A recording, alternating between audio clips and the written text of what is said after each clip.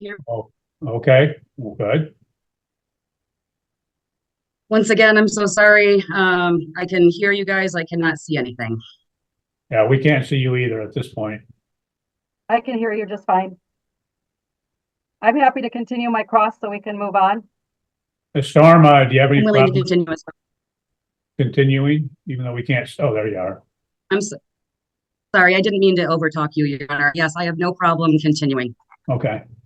I'm just struck, Miss Storm, that with over Kalamazoo County, with all the tens of millions of dollars that they spent on buildings, unfortunately, they haven't upped their internet connection. Apparently not. And the fact that it is raining something fierce outside right now does not seem to be helping things. So Yeah.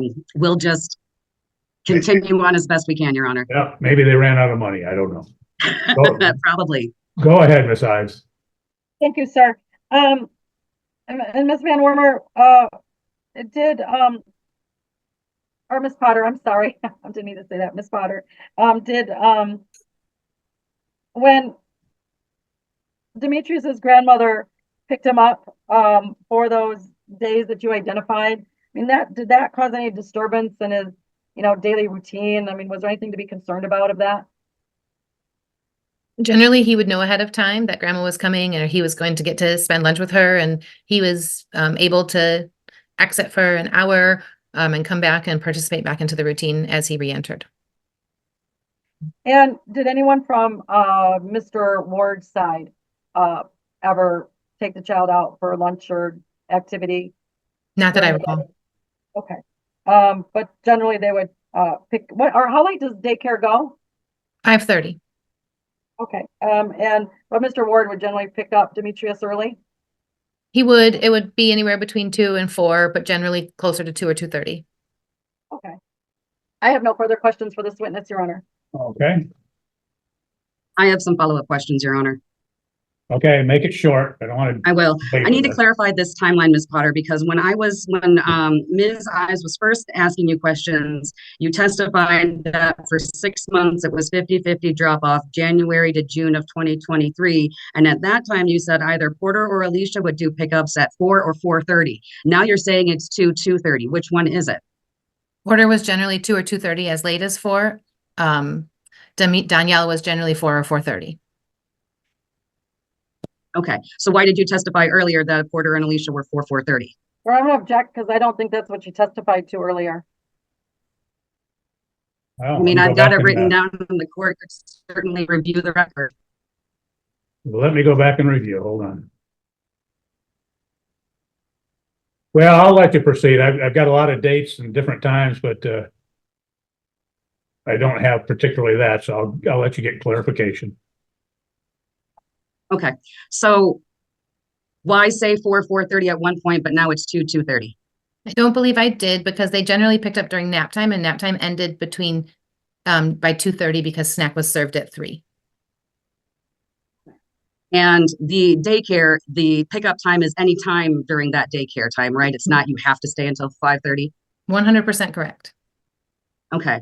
And again, regarding the dates, during that same time you were discussing that, you looked at your notes and records and said that Donnie removed Porter on August 28th as an authorized pickup on her account.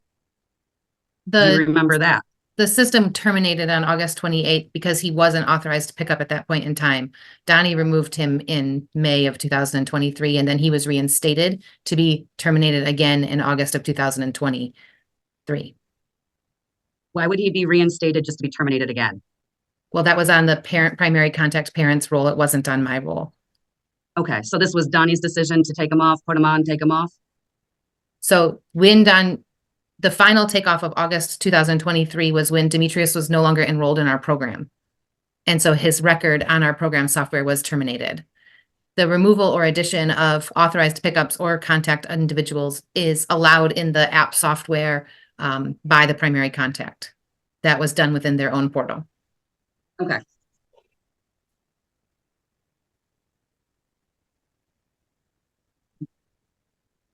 I have no further questions. Thank you. Anything else as a result of that, Ms. Ives? I apologize. No, Your Honor. Okay, thank you. Okay, Ms. Potter, that concludes your testimony. Thank you very much. You're excused. Have a good day. Thank you. You as well. And then, Your Honor, I was told a message, my assistant passed me a message and indicated that one of the other witnesses, Miss Irwin, has logged in from Dudley Elementary under Martha Hosek's name. I don't know if she's in the waiting room or not, but they let me know that if we're looking for Irwin. I sent some messages because I saw the Hosek info. I thought it was the same. Hi, I'm Ronice Irwin, the 21st Century Coordinator. And is that at Dudley Elementary? It is. Okay. And are you familiar with either of the parties, Porter Ward or Danielle Newbern? Yes, And are you familiar with either or both? both. And are you familiar with their son, Demetrius? Yes, Is he enrolled in the 21st Century program? he is. Okay. How long have you been working in the 21st Century program? Since September of 2023. All right. And had you done a program like this prior to September of 2023? No, I was a lead teacher. Okay. And what grades did you teach? I was a kindergarten teacher as well as a preschool teacher. Wonderful. Okay. And do you have any personal or familiar connection with either Porter Ward or Danielle Newbern? No, Okay. You're not related by blood or even fictive kin, as we would say, like a godparent or something like that? no, not at all. Okay. And have you been able to have contact with both Ms. Newbern and Mr. Ward? Yes, Okay. How has your contact with Ms. Newbern been?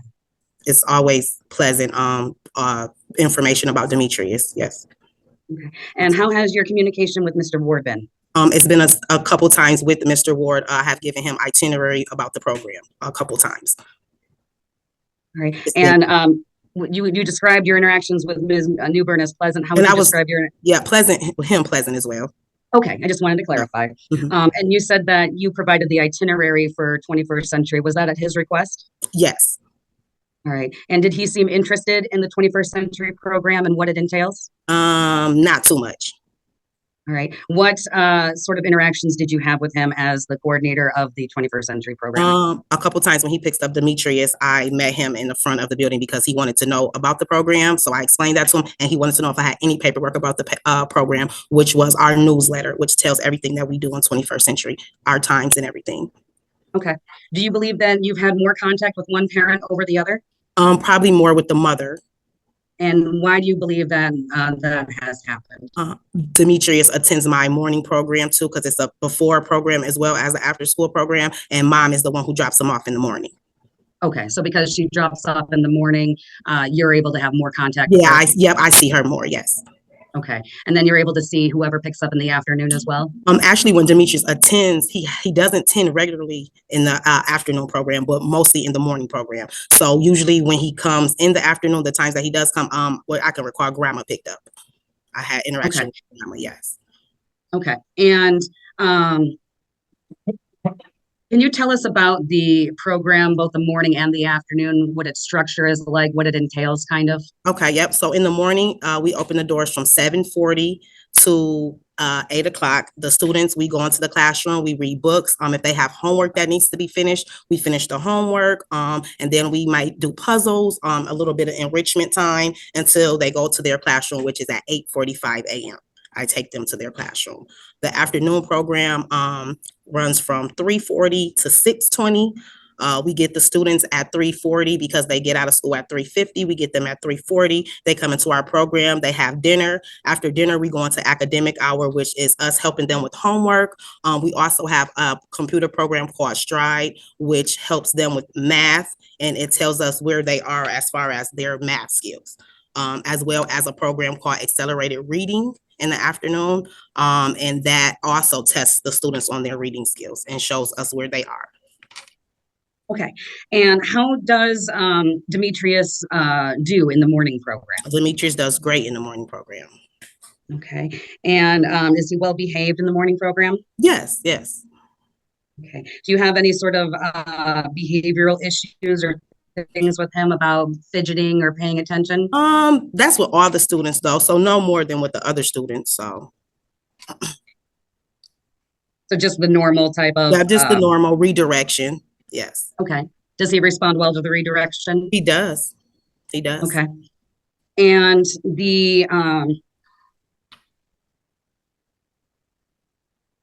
You indicated that my client did ask you for program information. Is it your testimony that you provided that to him? Yes. And in the afternoon, how is Demetrius doing? It's hit and miss in the afternoon. He doesn't come every day in the afternoon. Now, in the morning, he comes every morning, but in the afternoon, it's kind of hit and miss. So he has not been in the program that I record since in the afternoon in about a week or so. And I can't record for last week because I was out sick all last week. So. Okay. And the days that he misses, what days are those normally? Usually Wednesdays and Thursdays, because we don't have program on Fridays. In the afternoon. Is that no program for the afternoon? Yep, just in the afternoon. In the morning, we have a program in the morning on Friday morning, but in the afternoon, we don't have program. Okay. Do you know why Demetrius misses on those days? The program in the afternoon? Sometimes dad picks up early, or before he even gets to my program, come to the program, they said that he's been picked up already. So, which is from his classroom. Do you know whether or not father was involved in the decision for Demetrius to attend the 21st Century program? I don't know. Okay. Is there a mission statement for the program? Yeah, I'm pretty sure it is. I don't have it on hand right now though, but yes, I'm pretty sure it is a mission statement. Yes. That's okay. I was just kind of wondering if you were able to give a summary, even just a generalized mission statement. It doesn't have to be word for word or anything like that. Just where the students come and they learn and they're all treated equal, and yeah, just the success of their academics and education. Basically, that's the breakdown of it. Okay. And do you guys work with the teachers directly with the students to figure out where their weak spots are or what their needs might be? Yes, we do. We have to pull data every Friday. So for the Stride program and that accelerated reading, I have to pull data every Friday, and I have to give that to my supervisor, and that shows them where the students are, what they need help with, how we can help them, and that kind of stuff. So yes, I do team up with Ms. Van Warmer and all the other teachers with the students in my program. Okay. And you indicated that there were two programs. Let's start with the Computer Stride program that works on math, correct? Yes. Yep. They access. Oh, sorry. Oh, that's okay. I was just going to ask, how is Demetrius doing with that program, and where is he kind of falling? He's doing great. He is very good with math. He does really good. He is one of the few kids that needs help. They access it off of a laptop. All the students have like a QI code, so they have to use this QI code to get into the laptop to access the program. So Demetrius is very self-sufficient when it comes to that. Okay. And he does well with that program? He does. Does that allow him to access some more advanced mathematics to help him progress and challenge him? Exactly. It shows where he is and where we could actually take him. So like if he's already advanced in that, it gives him another level too. So yes. Okay. And is that something that is available to students all throughout their attendance at Dudley Elementary, regardless of grade?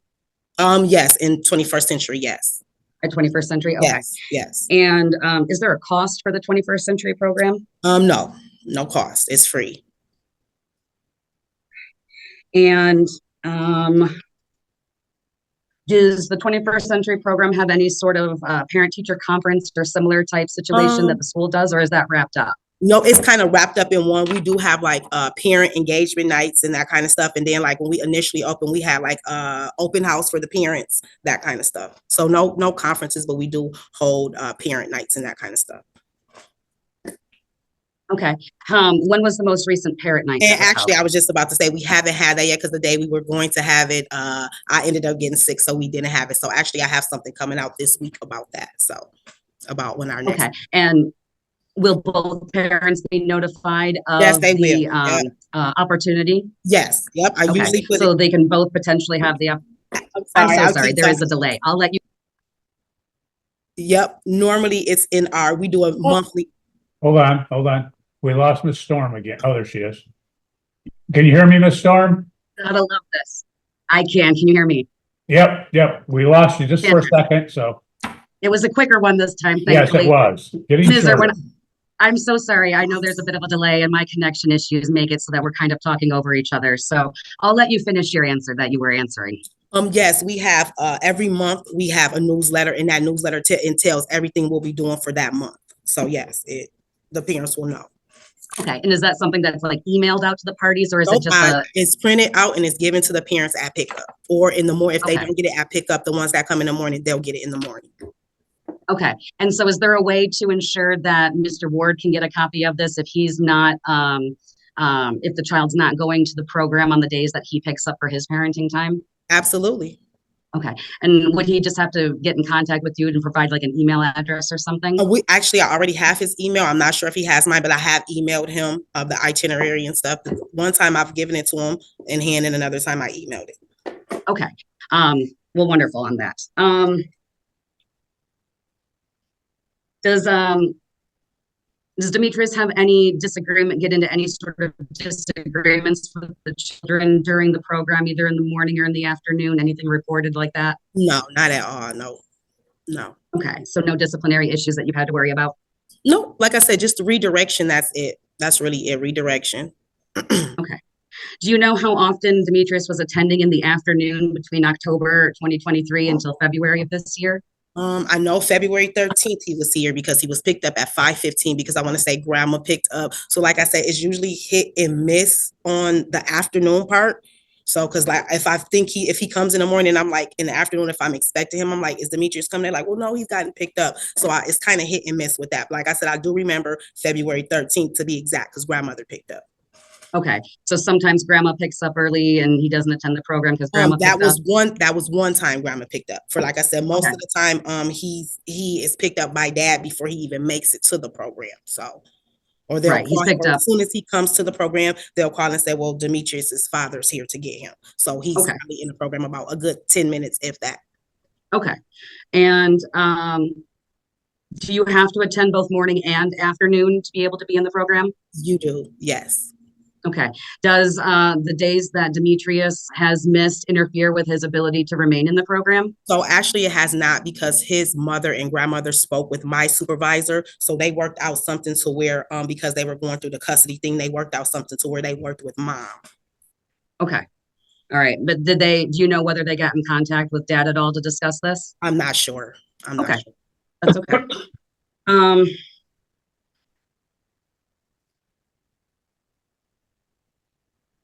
I have no further questions for this witness. Okay, Ms. Ives, any cross-examination? Thank you. And Ms. Irwin, this 21st century program, is it true that it's designed to help kids prepare them better for their educational needs? That is true, yes. And is it designed so that it can help them advance in their normal daily routine at school? Yes. And like I said, we partner up with the teachers too to see what the students need as well, and we partner together. So yes. And I understand typically the program requires you to be there both before and after school, correct? Correct.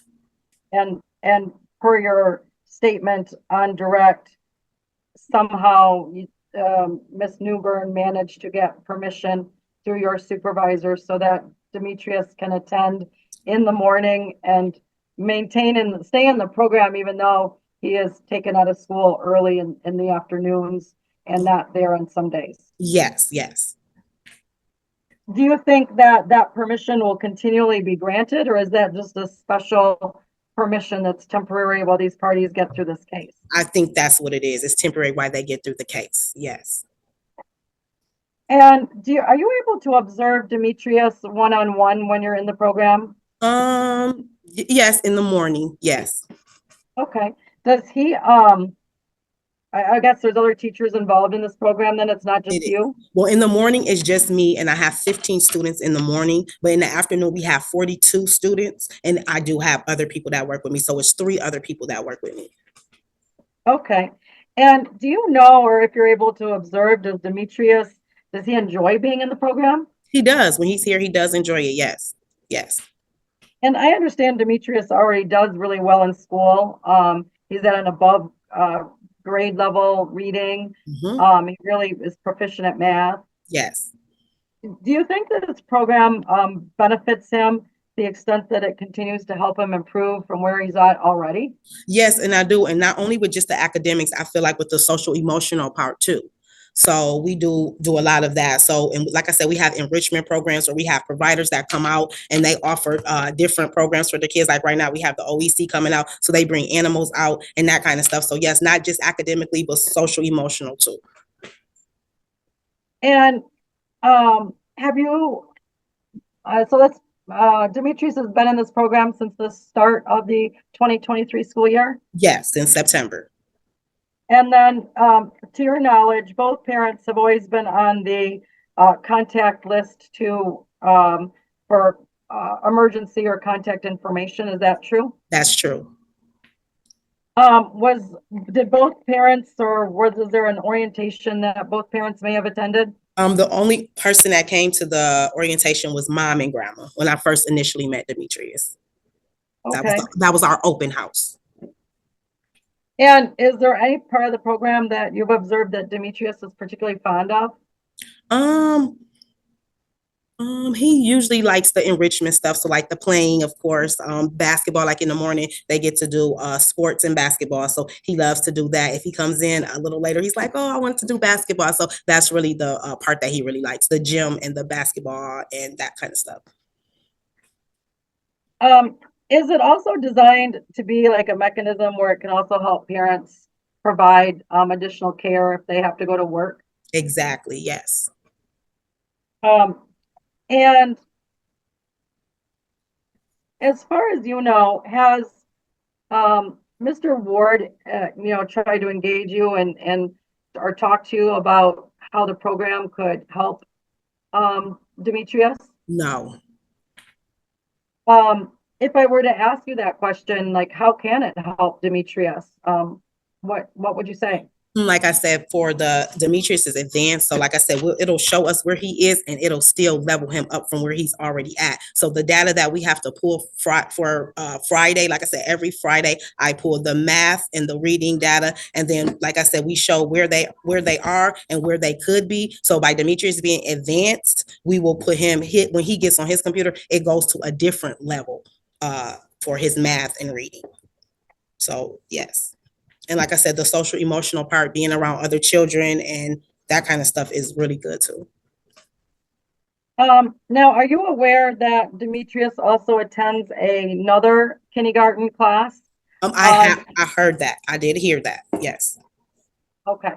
And so, but your program is only Monday through Thursday. Yes. So if Demetrius is in a different school on Fridays, you wouldn't have any, you wouldn't know anything about that. I wouldn't, because Monday through Friday we run, and the program is in the morning, but Monday through Thursday it runs in the afternoon. So we don't have an afternoon program on Fridays. And is Demetrius in attendance? Well, except for Fridays, obviously. Mm-hmm. And I guess every other Thursday when he attends the Montessori school. Mm-hmm. Is Demetrius in attendance at your program in the morning regularly? Yes, in the morning regularly, yes. Do you note any attendance problems for Demetrius? Nope. Like I said, mom, normally we get the kids, I stopped getting the kids at the door at 8 o'clock. So mom is normally coming to the door a little bit before 8 or at 8. So no attendance issues. Okay, no tardiness issues? No, not for 21st century, no. How long have you been an educator? Oh, for about 10 years. And have you always been in the Battle Creek school system? I have. I worked for Garden of Dreams, which was a preschool, and I also worked at Lemon Tree, which is in the Y Center. So yes. Are you familiar with the Bearcat Advantage program? I am. That's the scholarship program. I do that. The scholarship program that the students, I think they have to go they have to start in kindergarten and go all the way through school, I do believe, to get that advantage. To get the 100% of the advantage, I do believe. And if Demetrius has started in Dudley Elementary at the kindergarten level, that could potentially qualify him for 100% scholarship. Is that correct? That's correct. I have no further questions of this witness. Ms. Storm, any redirect? Thank you, Your Honor. I just had a question. You said that you had 15 students in the morning and 42 in the afternoon. Is that correct? That's correct.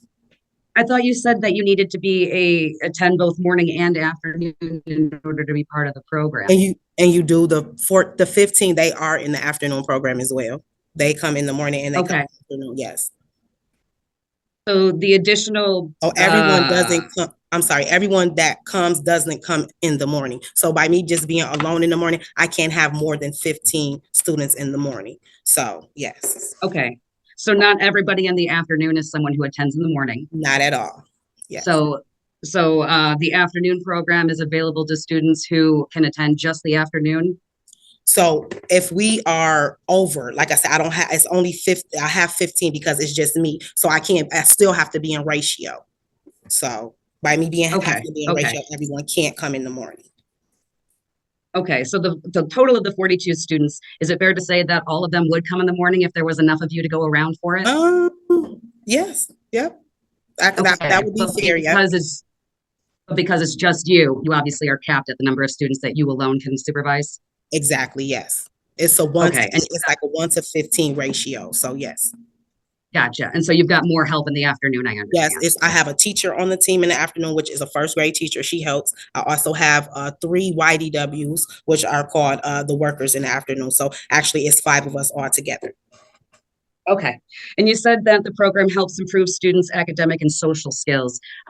Speaking, and we've already discussed that Demetrius is very advanced for his age as far as academics. How is he with his social skills? He does pretty well. He has like one friend. He doesn't socialize with everybody, but he'll get one friend. He'll team up with that friend and they'll do puzzles or they'll do coloring or Legos or something like that. So yes, but I encourage them as a group to kind of, talk because I'm also engaged with them as well. So. Right. Encourage them to mix it up and we play games with each other. Yes, we normally play games in the morning where it includes all of us. So yes. Okay. But would you say that Demetrius, has any sort of social skill deficiencies? No. Okay. On par and on track with what the other students are doing at least? Yes. Yep. Okay. All right. The students that are in the afternoon program only, did they, and because of the cap in the morning, did they also have to go through and make arrangements through the supervisor to be able to attend the afternoon program? No, because the morning is basically the first come, first serve part. So whoever needed morning, the parents that stressed that they needed the mornings, once we hit 15, then that's when we stop. So yes. Okay. So if you're enrolled in both, it's required to be in both. But if you're not enrolled in the morning, then it's okay to be just the afternoon, is my understanding. Exactly. Okay. That's all the questions I believe I have. Well, I just want to verify that the Bearcat Advantage, obviously, if they attend kindergarten through 12th grade, it's 100% coverage of tuition. Yes. All right. And if they don't attend the full 12 years plus kindergarten, do they automatically get nothing, or do they get just a lesser I think it's another, I believe there's another percentage of it if they don't start in kindergarten. So I believe it's like maybe 50% too. So it's something like that. So no, they do get something. They do get something. All right. I have no further questions. Thank you. Ms. Ives, any recross? Your Honor, we don't have any other questions for this witness. We just would thank her and excuse her. Okay, thank you. Thank you. Ms. Warner, that concludes your testimony. You're free to go. Have a good day. And how are you familiar with the parties, Porter Ward, Danielle Newburn, or their son, Demetrius? So I grew up with Porter Ward's oldest boys, Skyler and Reese, and I, on occasion, while living with Porter, was babysitting with Skyler and Reese, their youngest, Demetrius. Okay, so you indicated that you were living with Porter for a while? Yes. Approximately what time frame are we looking at? I think it was about a year ago, for approximately 6 months. Okay, so so about a year ago you moved out, and prior to that was 6 months you lived there? Yeah. Okay, so I just wanted to clarify that. And at that time, who lived there with you? It was me, Porter, and his oldest child, Skyler. And when Demetrius was there visiting on his parenting time, I'm assuming Demetrius was also there? Yes. Yes, he was. Okay. Were you able to observe Porter and Danielle together at all during that time?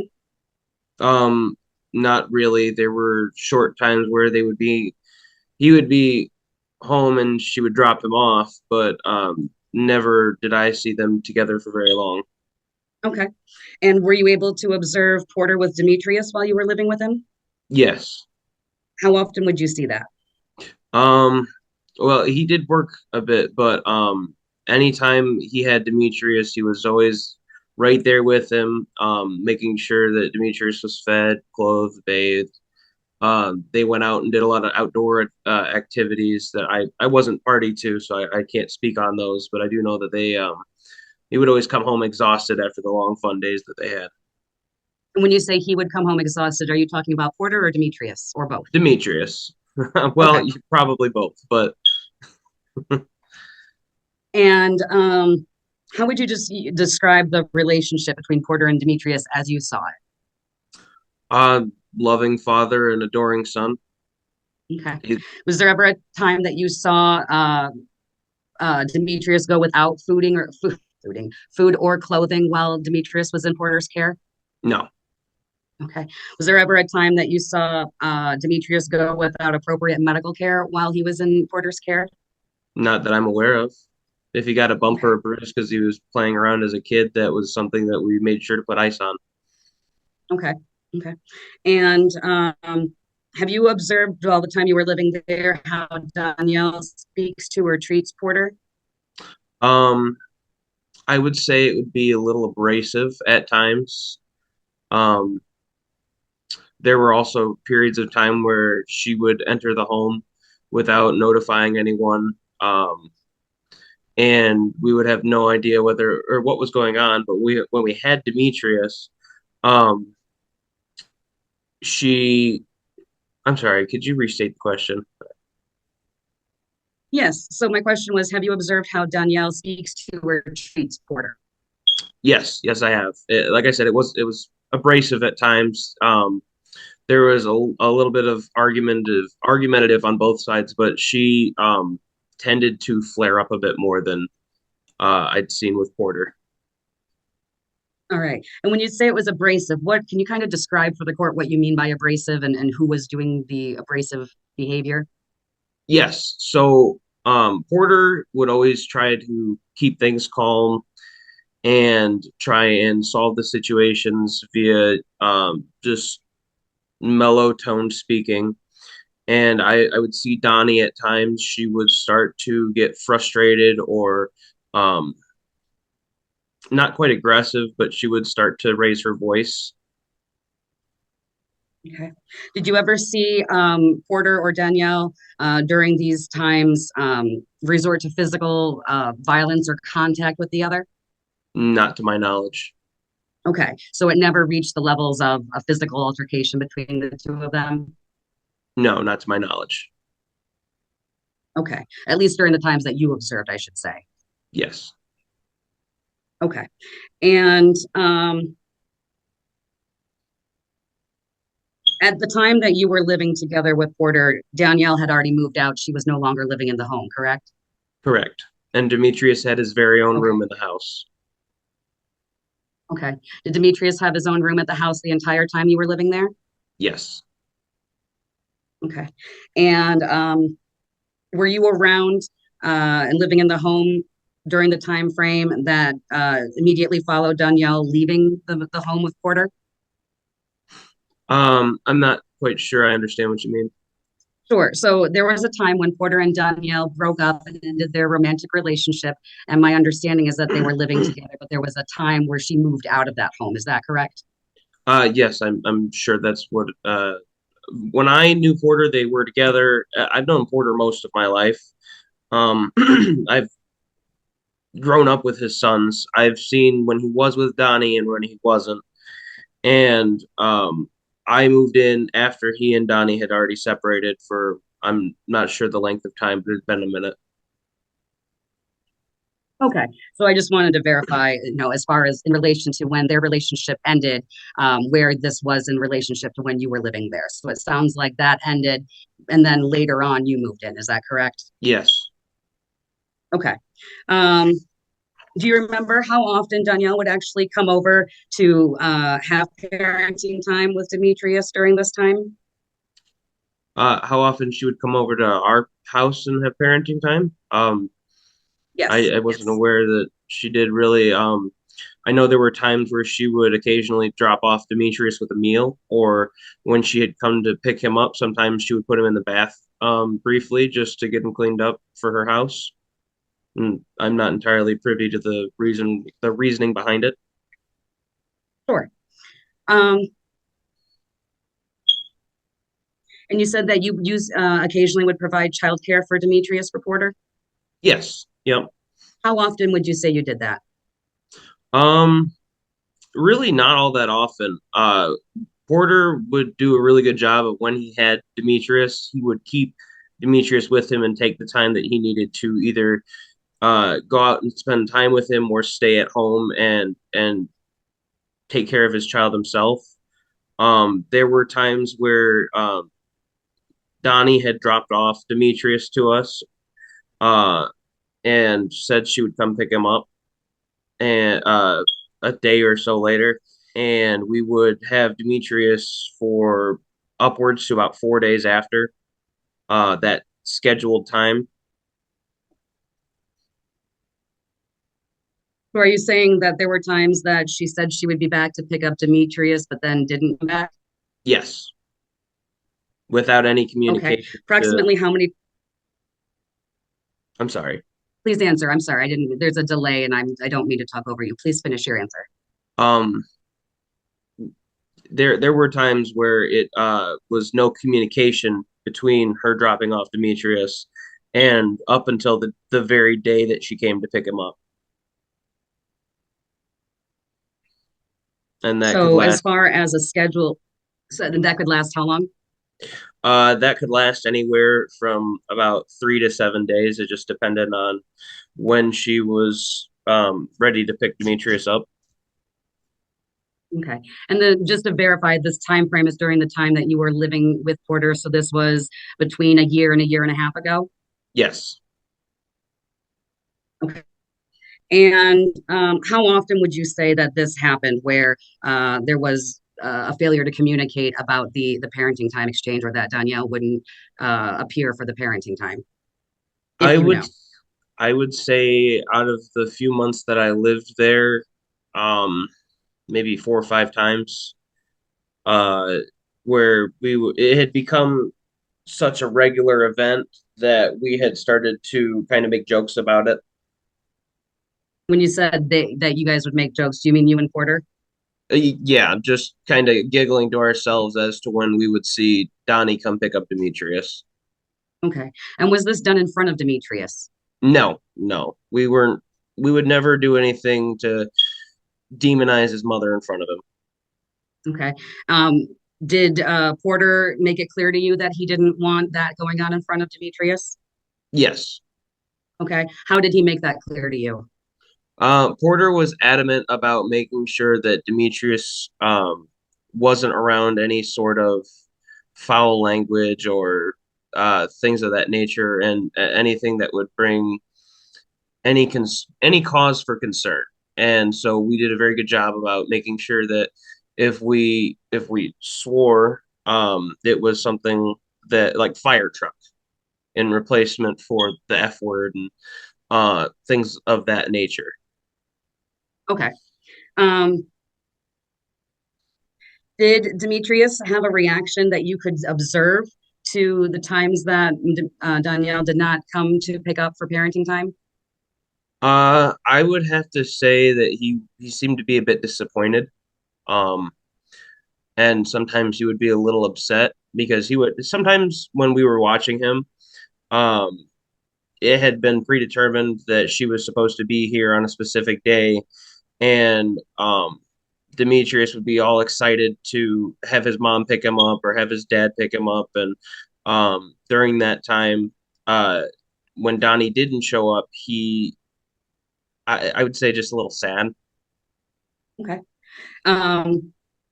And you described the relationship already between Porter and Demetrius, but have you been able to witness Demetrius go to his father for comfort?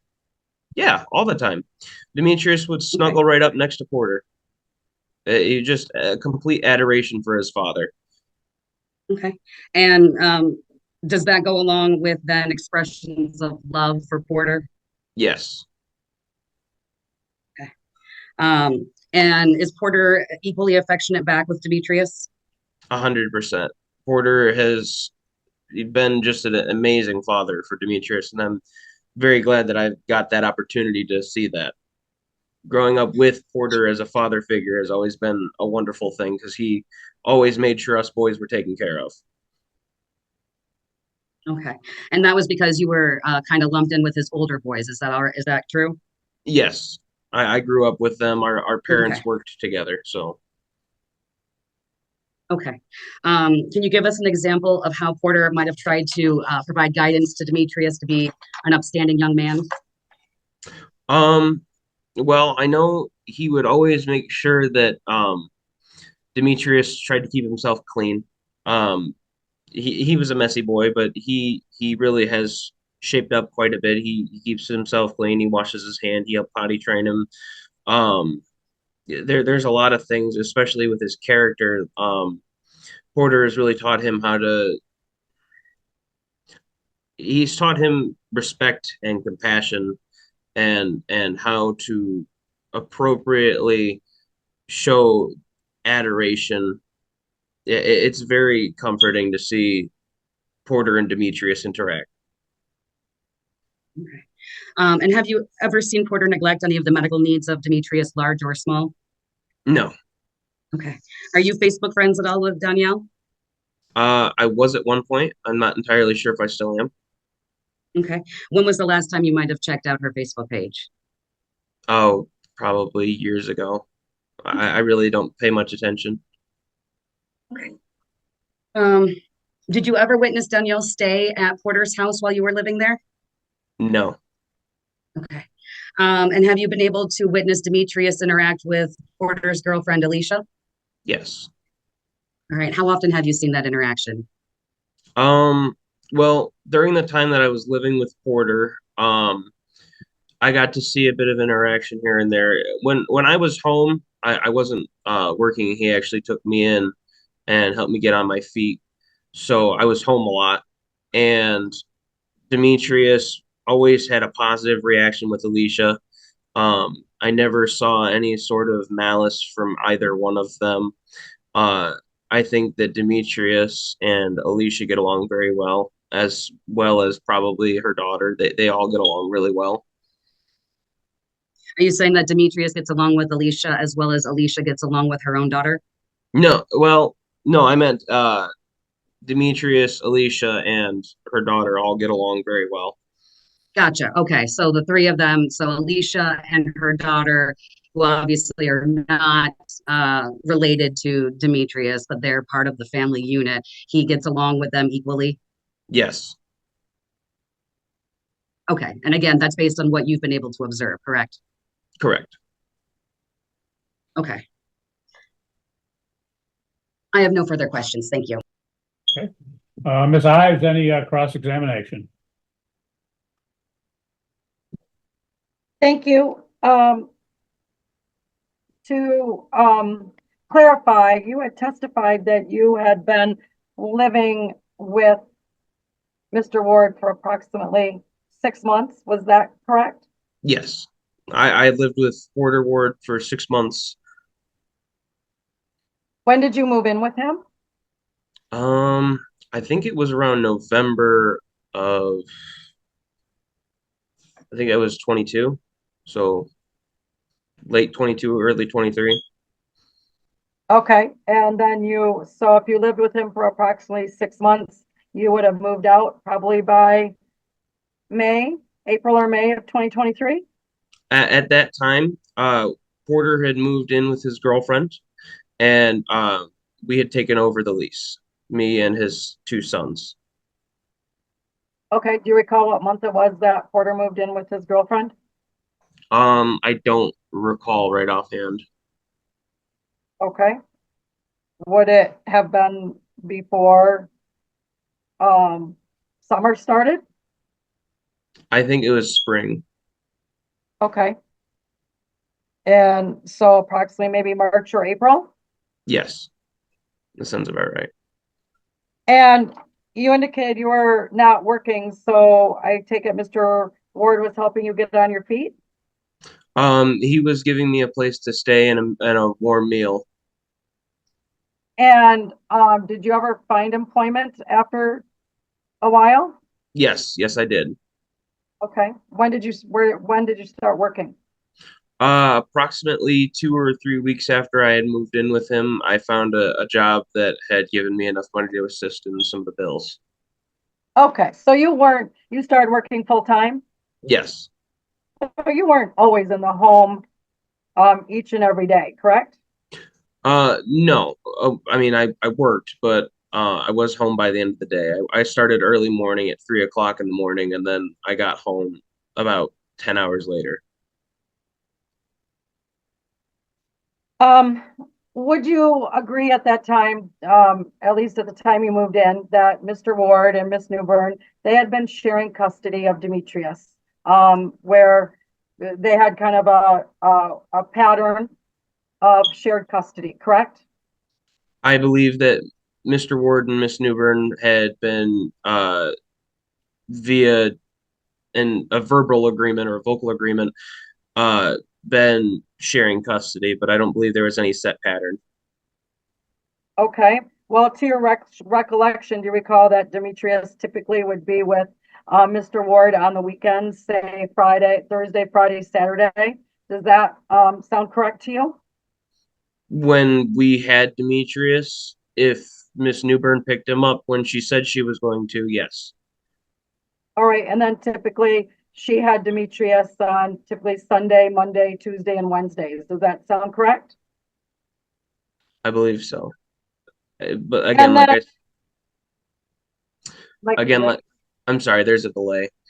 I was gonna say, like I said, when Miss Newbern came and picked him up on time, yes.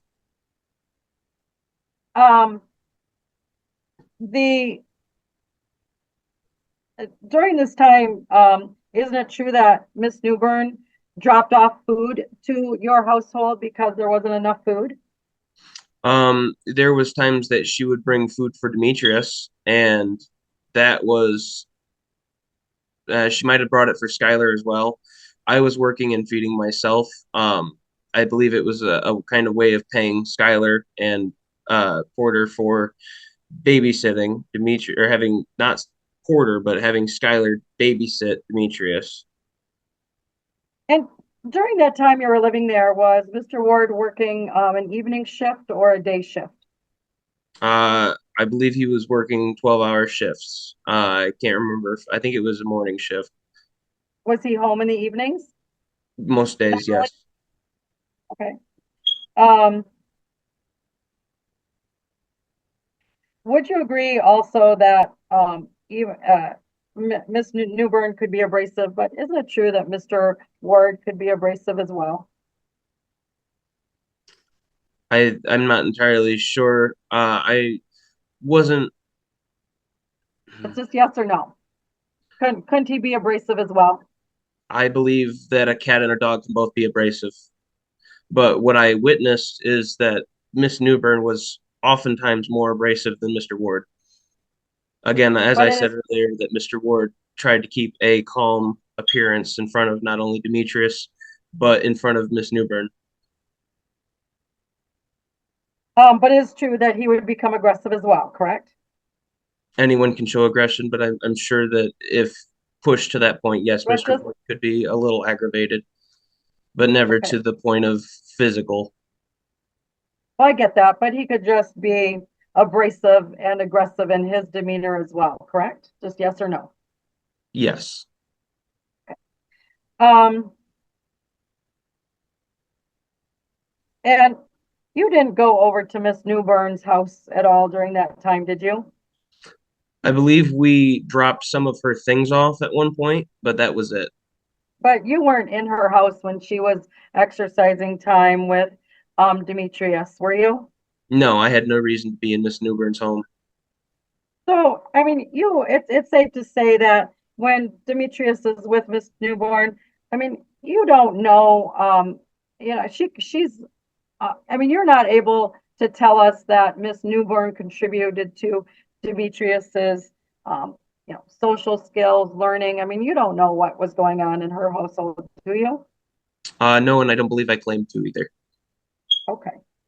So, I mean, it's fair to say that it's not just Mr. Ward that's brought up Demetrius to be the young man that he is, correct? I don't believe it only takes one parent. I believe both parents put in some effort for their child. And when would you agree to me that Demetrius loves his mother a lot? I am certain he does. He often will call for his mother. If he ever had a nightmare, he'd call for his mother and father. Okay. And when Miss Newborn, did you ever see exchanges with Demetrius and his mom? Not frequently, no. Okay. When Ms. Mom came over to bring him food, was Demetrius happy to see her? Yes, as far as I'm aware. Okay. And did you see him?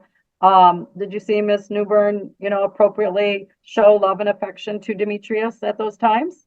As far as I'm aware. While you were there to see them, I mean, did you see that? I mean, did you see anything concerning? I didn't see anything that would be concerning during the times Okay. that she was with Demetrius. Okay. And did Demetrius appear to show love and affection for his mom as well? Yes, And they're definitely, by that observation, would you agree that they're definitely bonded as mother and child? I would hope so, yes. I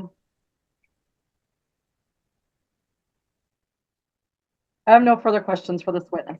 Ms. Storm, any redirect? Yes. Ms. Ives indicated that there was potentially a pattern of Thursday through Sunday and Sunday to Wednesday. But is it true that that was the pattern going on the entire time, or is that a pattern that developed later? It developed later and it would fluctuate. Okay, and how would it fluctuate? As I previously stated, there were often times where Porter would get Demetrius and we would babysit him during the times that Porter was working.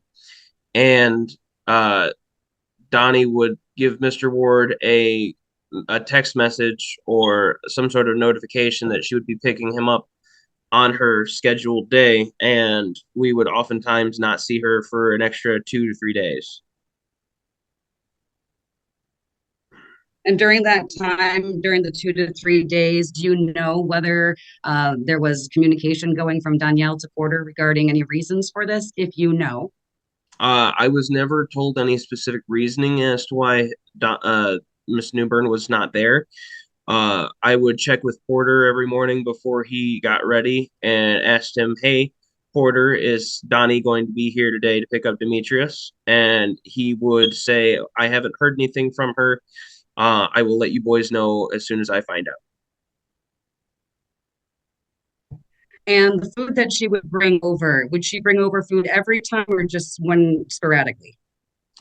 I would say sporadically. There were times where she'd bring over pizza occasionally, but it was not often. A lot of times she would drop Demetrius off at the very beginning with a meal from McDonald's, or something to that effect, and then we wouldn't really hear from her for quite a few days. Okay. And did anybody ask her to bring that food when she came by? I believe it was requested once or twice by Skyler, um, but I'm not entirely sure. I know Porter would always bring home food and make sure that we had meals stocked up while Demetrius was here. Sometimes Demetrius would eat through the snacks pretty fast, and so occasionally we would have or Skyler would ask for more food. Okay, but that's only after the food that had been left and prepared for that day had been consumed? Yes. Okay. And you talked a little bit about the aggression on both sides. Can you describe what do you call aggression? Let's describe it in Porter and describe it in Donnie just to compare. So with Porter being a taller gentleman, and he has a frightening appearance to some people. I can see that being seen as aggressive. Um, but when it came to Miss Newbern, it would be a lot of voice raising and a lot of like sporadic arm movements to try and convey her point or her feelings. And Porter would sit through quite a bit of this berating before he decided to kind of, I would say, just try to clear his voice and speak clearly to where he could get her to stop. I don't believe that he was ever super loud with her or anything like that. Okay. Has Porter ever thrown or hit anything during these times with Danielle? Not to my knowledge. Did you observe Danielle throw or hit anything during any of these exchanges? Not to my knowledge. Okay. And you said there was a time when she rushed into the house. Can you describe what you mean by she rushed into the house and what happened? Yeah, I believe there was a time, and I'm not entirely clear on the details right at the moment, but there was a time where Miss Newbern had come through the door without knocking, and I believe Skyler and Demetrius had gone on a walk or something to that effect, and none of us had received any sort of messages that she was going to be showing up, what time she was going to be showing up, and she freaked out and started kind of yelling at us, trying to figure out where Demetrius was, and I believe they were just at the park down the road. Okay. Okay. And how did that situation resolve? I believe Skyler had come home and after I had called him and brought Demetrius with him so Danielle could take him. Okay. Did she stay there and wait until they got home or did she come back? I'm not too clear on that. I think she had stayed. Okay. I have no further questions. Thank you. The Storm, any recross? Miss Ives, but I made up, I called Miss Van Wormer the wrong name or Miss Potter the wrong name earlier. So, could you tell us an instance that you recall of this, what you seem to testify that there was this behavior from Miss Newbern. Can you describe a particular instance that this happened? Are you referring to the sporadic arm movement and voice raising? Yes. Is there what is, I mean, you said that this happened. Is there a particular Yes, there was a time shortly after I had moved in. Miss Newbern was still in the process of moving some of her things, and Demetrius was in mine and Skyler's care, and Porter and Miss Newbern had stepped out, and they were standing by his truck and having some sort of disagreement. I wasn't privy to the information of the agreement or able to hear what had happened, but it was visual. It was visually seen via the front window, as it is a giant window. So this one instance that you recall, you actually couldn't even hear what was being said. There are ways to tell the mood of a conversation without hearing the conversation. Okay, but you couldn't hear the conversation, correct? Correct, because we were inside and they were not. So you don't know if Mr. Ward was threatening or had used a tone of voice that perhaps could have felt intimidating to Miss Newman, could you? From what I could see, Mr. Ward was standing still. Correct, but you couldn't hear the tone or of his voice, could you? Correct. I couldn't hear anything. And that's the incident that you recall that shows that Miss Newbern was acting Abrasive. abrasive. That wasn't the only time she had raised her voice, but that was the only time that I'd seen these sporadic arm movements. Again, I wasn't privy to every interaction of Mr. Ward and Miss Newbern. But you said that you had seen her, act in this manner. I'm asking you to identify at least one instance that you recall. Okay. There was one time where we were babysitting, me and Skyler, were babysitting young Demetrius. I believe he was 3 at the time, and we had set his stuff on the couch, and she was looking for his shoes and was throwing stuff around trying to find them. And she had started talking to Skyler and me in a rude manner, and she had again talked with her hands. I'm not saying that the hand movements were in an aggressive manner, but the vocal tone was. So, okay, I was particularly talking about moments in which you observed Miss Newbern and Mr. Ward, because you had testified earlier that you indicated that her behavior was more aggressive than his. I would object because the original question that she just asked was actually, has he observed Danielle do this? She didn't say do this with Porter standing right there. So that wasn't clear in the question. That court does recall, Ms. Ives, that was your question, is times that she'd acted abrasive. You didn't qualify that, saying when plaintiff was present. Okay, has there been any particular moments that can you give us a particular moment when you saw Mr. Ward and Miss Newbern together where she was acting, or you heard her abrasive, more so than Mr. Ward? Are you speaking of the time that they were in a romantic relationship together, or are you speaking about the time that during which that they were separated and I was living there? Because I was privy to both. Well, I asked you to give me an instance, and you had indicated the instance that you recalled was you saw them outside, but you couldn't hear anything. Yes, because they wanted to keep young Demetrius away from any sort of arguments. So that was the only instance that you could think of. Currently, yes. Okay. I have no further questions. Okay. Thank you, Mr. Milman. That will conclude your testimony.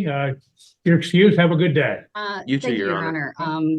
Attorney Ives and I had a chance to talk briefly off the record, and I didn't know if she had a chance to discuss that with her client briefly. While she's looking, can we see whether or not I have anybody waiting in the waiting room to be let in? You have Mr. David Averill. Okay, I will have him as my next witness after Ms. Ives, if Ms. Ives has any sort of response to our conversation. Okay, Ms. Ives. Oh, thank you, Your Honor. What we were talking about is, the school issue is still an issue that is going to need to be decided, but I think we had some conversations that perhaps the matter could be resolved with joint legal and joint physical custody, maintaining. I think it would be really similar to what the interim order says. I think if I understood right, and I might have gotten wrong, Mr. Ward wanted that Monday and Tuesday after school through 6 p.m. and I had indicated that my client would just like like some type of reciprocal time, and we talked about doing it on maybe Thursday or Friday. Friday is just not doable for her because of the shifts, but she thought maybe this could be worked out with maybe starting her time on Sunday at noon, and then Dad would have those evenings after school through 6 p.m. on Monday and Tuesday. And I don't know if that's an option to work this out. The court obviously still needs to figure out the school issue. Okay, Ms. Storm, what are your thoughts on that? Or you need to converse with your client or what? I'll probably need to converse with my client on that last, the counter will say. We would agree that the school is still an issue. We would agree to joint physical. joint physical custody. Joint legal custody is not one that is agreed to yet at this time. That was something we were trying to discuss to see whether we could reach a resolution. We did not reach that yet at this point. So that would still be before the court. I did talk with my client briefly about reciprocal time on either Thursday and or Friday. I had not had a chance to talk with him yet about Sunday, if the court would potentially give me. As you're talking, just so you know, if we're going to do joint physical, quite frankly, I don't think I have ever done joint physical without doing joint legal. So not saying we won't, but I'll tell you, I've never done it. Understood, Your Honor. If I could just have a few moments then to briefly confer with my client. Sure. If you want to put yourself on mute or go off, you can talk to your client and get back to us. We'll just wait here. Okay, I'll just mute myself and turn off my video. Thank you. Thank you. I've had a chance to speak with my client. Let me wait till Rhonda comes back on. Okay, thank you. Gotcha, I'm here. Okay. Thank you. Go ahead, Ms. Storm. Thank you. I did have a chance to speak with my client, and he understands the court's position regarding not having bifurcated legal and physical custody before. He's still willing to agree to joint physical custody and still leave joint legal custody up for the court to decide, even though running obviously aware of the risk that even with presenting evidence, the court will still say joint legal. As far as a parenting time schedule, I did discuss with him the parenting time schedule, but he indicated that at that point, he doesn't want to be rushed into an agreement on that, and it may be easier and better to just have the court to determine what the parenting time schedule would be as far as what that looks like. Okay. So I guess the only thing that we have an agreement on is the parties are agreeing to joint physical custody. Is that correct? Yes. It sounds like it, Your Honor. Okay. Would you inquire of your client so we have that on the record? With that, we do have an agreement. What? I'm sorry, I think that will save us a little bit of time in our questioning. It should save quite a bit of time. With that, we do have resolution of the joint physical custody issue. The court then will continue this hearing whether it relates to legal custody, parenting time, and school attendance in this matter. So I'll go back to you, Ms. Storm, your next witness. If Mr. Dave Abil is still in the waiting room, I'd like to call him. Yes. Okay, we'll bring him in. Abil, I'm sorry about that. Can you indicate where you work? I work at Battle Creek Montessori Academy. Okay. And what is your title or position there? Principal. They call me a head of school, but I call it principal. Okay. And are you familiar with either of the parties, Porter Ward or Danielle Newbern? Just from seeing them in the parking lot, I don't know them personally, but you see parents. We have a pickup line, so I see people in line and wave to them and stuff. But I don't know all their names, but recognize faces. Okay. And are you familiar with their son Demetrius? Yes. Okay. And how are you familiar with Demetrius? Because I'm in classrooms a lot, and I check in on teachers, check to see how things are going.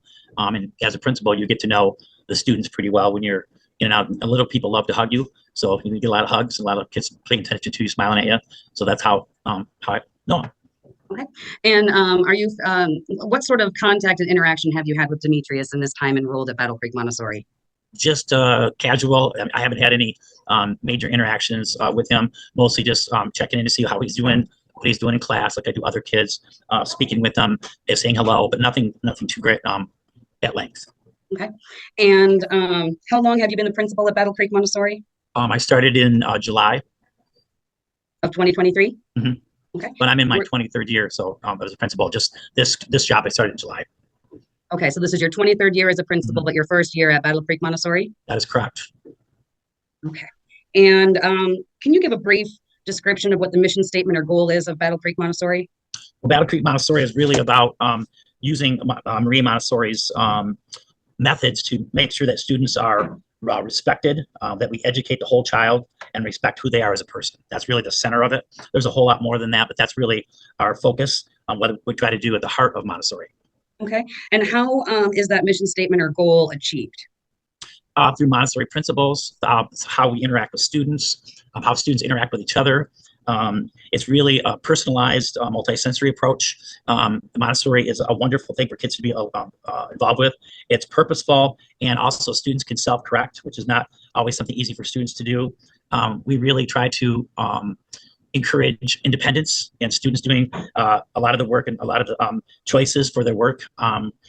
In the classroom, teachers do put together a work plan for the day, but within the work plan, there are choices for the students to make, but there is some responsibility that they're learning the things that we know they really would benefit from.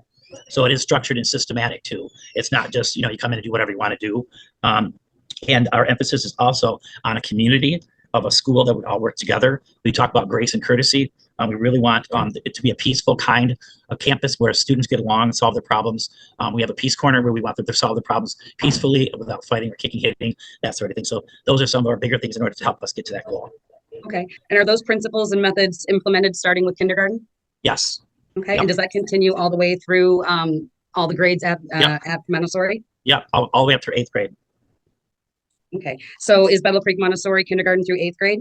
Actually, pre-K, we have a preschool program all the way through 8th. Okay. And the preschool is also Montessori. Okay.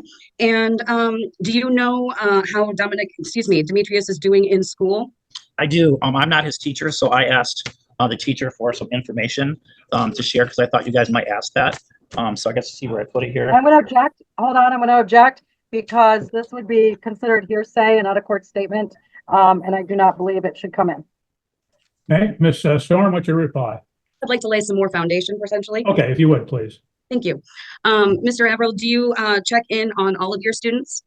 Like I said, I'm in classrooms a lot. We also do NWEA testing on a regular basis with students. So students take an assessment, and then we look at all their assessment data in the the fall, the winter, and spring. And we get an idea of where they're at. Then we design interventions for the students so that they have instruction focused directly on what it is that they need. In that way, I've been in meetings with all the students, but I don't have every student in their scores memorized, but we do all get a chance to see how students are doing and how they're progressing or if they're not progressing. Okay, so are you part of that team that reviews all of this each quarter or period? Yeah, I'm in charge of that group. Okay, and so you have to look at all the students, correct? Yep. And what you're referencing, without telling us any of the information in it, what is it that you're referencing? You mean the data? Yes. NWA is an assessment, and it sort of gives you an idea, and not sort of, it does give you an idea about where there are RIT bands to see how close students are to the norm, to where most kids should be at kindergarten, where most kids should be at 2nd grade and 3rd grade, and so forth like that. And then it gives what area they're in. They call them RIT bands, so that you can compare as an educator. And then within there, you can drill down to see what content standards they need to have more focus on, so the teachers can actually focus instruction for the child in that area or areas. Thank you. At this time, Your Honor, I'd like to renew my question as to how the child is doing in school. This is testimony that was very similar to the testimony we heard from the Dudley Elementary regarding 21st Century program and their computer programs that they use to monitor and determine what level the child is performing at. Okay. Ms. Ives, any response? Well, I would just indicate, as long as it's the witness is testifying to information that he knows and not what someone has told him.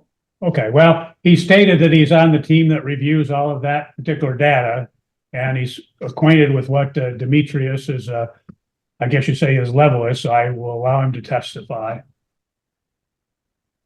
Thank you, Mr. Averill. Based on, now we can't read from your notes because it's not something that's in exhibit, but you can use that to refresh your memory. So once you've had a chance to review that, let me know. And then my question is, how is Demetrius doing in school? I brought a document with me today that had that information. I can't find it. I just spread myself out. I will keep looking for it. I'll answer your question, but I just can't seem to get my hands on it right now. I have them all laid out for myself. I apologize for that. That's okay. You can keep searching and I'll ask some other questions while you continue to look. What time does school begin and end at Battle Creek Montessori? We hope that all students get there by 8 o'clock. That is based on our bus and also when parents get students there. But we'd like them to get there at 8 o'clock. Okay. And what time does school get out? Technically, the bell rings at 3 o'clock, and then teachers have students clean up the room. We have mostly pickup because we actually lost our bus driver a couple weeks back, and so we radio for the kids to come outside, and they usually are probably mostly gone by 3:30, but dismissal's actually at 3. That's driving me crazy where I put that sheet. That's all right. Make sure, just let me make sure you can still hear me. So if the school begins at 8 a.m. for the drop-offs, is there a time frame prior to 8 a.m. that parents and students could be dropped off if parents have to go to work earlier than 8 o'clock? Yes, that's true. We have a before and after school childcare. Right now, since the bus isn't running, we've actually let parents drop off even earlier than they normally would. So parents can drop their student off as early as 7:30. We gave that as a courtesy to parents just because our bus service wasn't running. Okay. And how after late? School, oh, sorry. Yep, that's okay. After I was school, going to ask after school. That's okay. After school is till 6 o'clock. And who is supervising the children before and after school? The person that's in charge of it is our child care director, Marissa, and she has other people that work for her. And so she kind of coordinates all of that as a staff. And sometimes she has to take over and do it as well. Okay. Is that purely a child care structured time before and after school, or is there any sort of educational component to it? No, it's mostly just the kids will come in, they'll play basketball, they'll play different games. We have games that they can pick from and choose. They will, sometimes if it's really nice out, even in the morning, the childcare people will take them outside, or after school, they'll do that. They'll go on the swings and so on and so forth. Okay. And if the students had homework or things that they needed to do and in the after school is let out, is there anyone there to assist them? Yes, there would be. The people could help them, but generally speaking, Montessori work is done within the work cycle and within the classroom. A lot of materials in Montessori are hands-on, manipulative, real life things. They actually do life skills like practicing pouring water, doing things like that, where they actually maybe zipping their coat, different things that they actually have little things with zippers on them. They do a lot of life skills. So those materials stay in the classroom. They don't necessarily go out of the classroom. If the teacher has assigned some worksheets, though, as practice, then they would have time at the end of the day to work on that as well. Okay. And in addition to these life skills, do the students get educated in the traditional subjects like math and writing and reading, things of that nature? Yes, all of the regular subjects that you would have in a traditional school, plus other ones that I've been a principal of a traditional school too, that they don't do, like life skills and some of the things that are extra in Montessori that I think is really good practice for life. And have you had an opportunity to see how Demetrius does with these life skills or school lessons when you've been in the classroom? I honestly can't say that with any certainty. I do know the teacher gave me some information, but I don't think I could speak to that with any clarity. Okay. Were you able to find the information regarding how Demetrius is doing? It was just right here, but I do know some of the things that the teacher said and some of the information that she gave. Object about what the teacher said. Okay, court will sustain the objection. Uh-oh, you froze. Nope, that's okay. I was considering my question. There you go. Regarding the meetings that you do, who is all part of those meetings? The teacher, our two school coaches.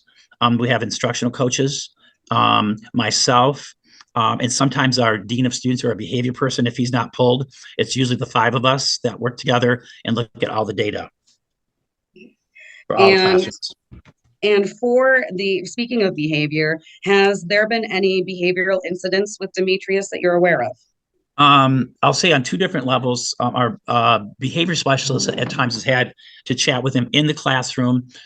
He has been having a hard time orienting himself to Montessori sometimes because he has not been in school enough to really get into the swing of things.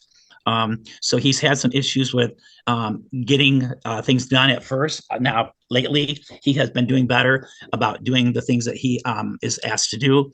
Sometimes there is confusion for him about how to use the materials and what is expected, when the rest of the class is quite confident in it. He's had some issues with that just because of his attendance in two different schools. Is that something that you would anticipate would improve if you were at one school? Yes, absolutely. Other than that, though, other than those chats, have there ever been any need for discipline at your office? No. I just let her know that the staff got a little, you got a little, but again. Have you had the opportunity to interact at all with my client, Mr. Porter Ward? Just saying hello. I think I've spoken with him a few times, maybe at open house, but not anything at length. Okay. Did you have an opportunity to interact at all with Ms. Danielle Newbern? I'm not sure. I don't believe very long either. Like it might have been just a hello and introduce myself at the beginning, an open house, that sort of thing, maybe the car line. Okay. Do you remember whether Demetrius has any signs in his plan that he might need an IEP or other assistance to ensure that he's meeting his milestones? I can't speak to that right now. I don't have enough knowledge of that. Okay.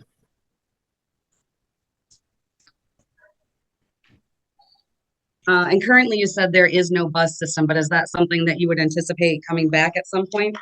We're hoping so. Schools are having a really hard time finding bus drivers right now. Partly is because bus driving is a very difficult job to keep your eye on the wheel and manage that many students at once. So it's not always easy to find a bus driver, or they don't have the right certification. So I've been actively looking, but I've not had any success in the last few weeks. Okay. And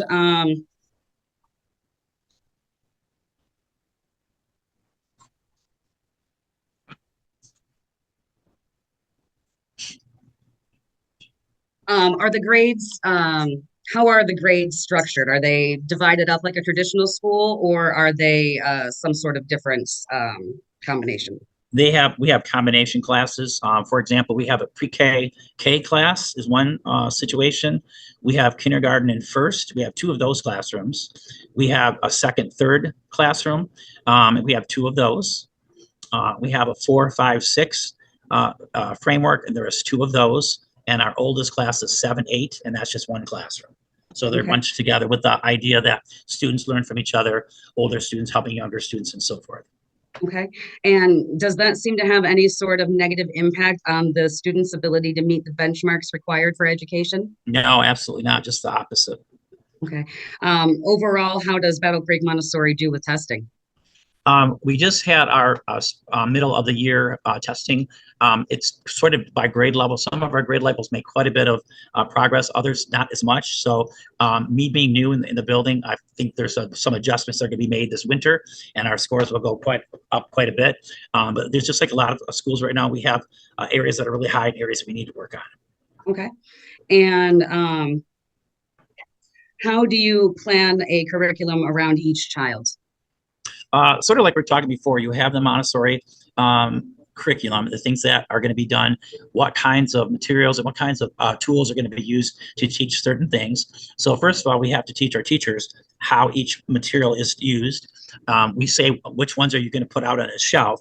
Because there are a lot of shelves in the classroom that students can choose from. They can take their learning and they can go like on the floor, on a desk, in a comfortable chair. And all of those are designed to meet certain content standards. And so the teacher does a lot of observation, meets with kids, does a lot of one-on-one, and keeps track how they're doing. So it's really interactive with the teacher and the child. Okay. And have you heard of the Bearcat program in Battle Creek? No. Okay. Nope. So Battle Creek Montessori does not participate in that program that you're aware of? No, I'm a Lansing guy, so I'm just came in July. I haven't heard of that yet. So maybe something we would. Okay. Are you familiar with what it is at all? Yeah, not at this time. Okay, that's fine. I believe that concludes all the questions I have for this witness. Thank you. Okay, Ms. Ives, any cross-examination? Hi there, good morning. Can you tell us who is in charge of dropping Demetrius off to school in the morning, if you know? I don't do drop off. I do pick up at the end of the day.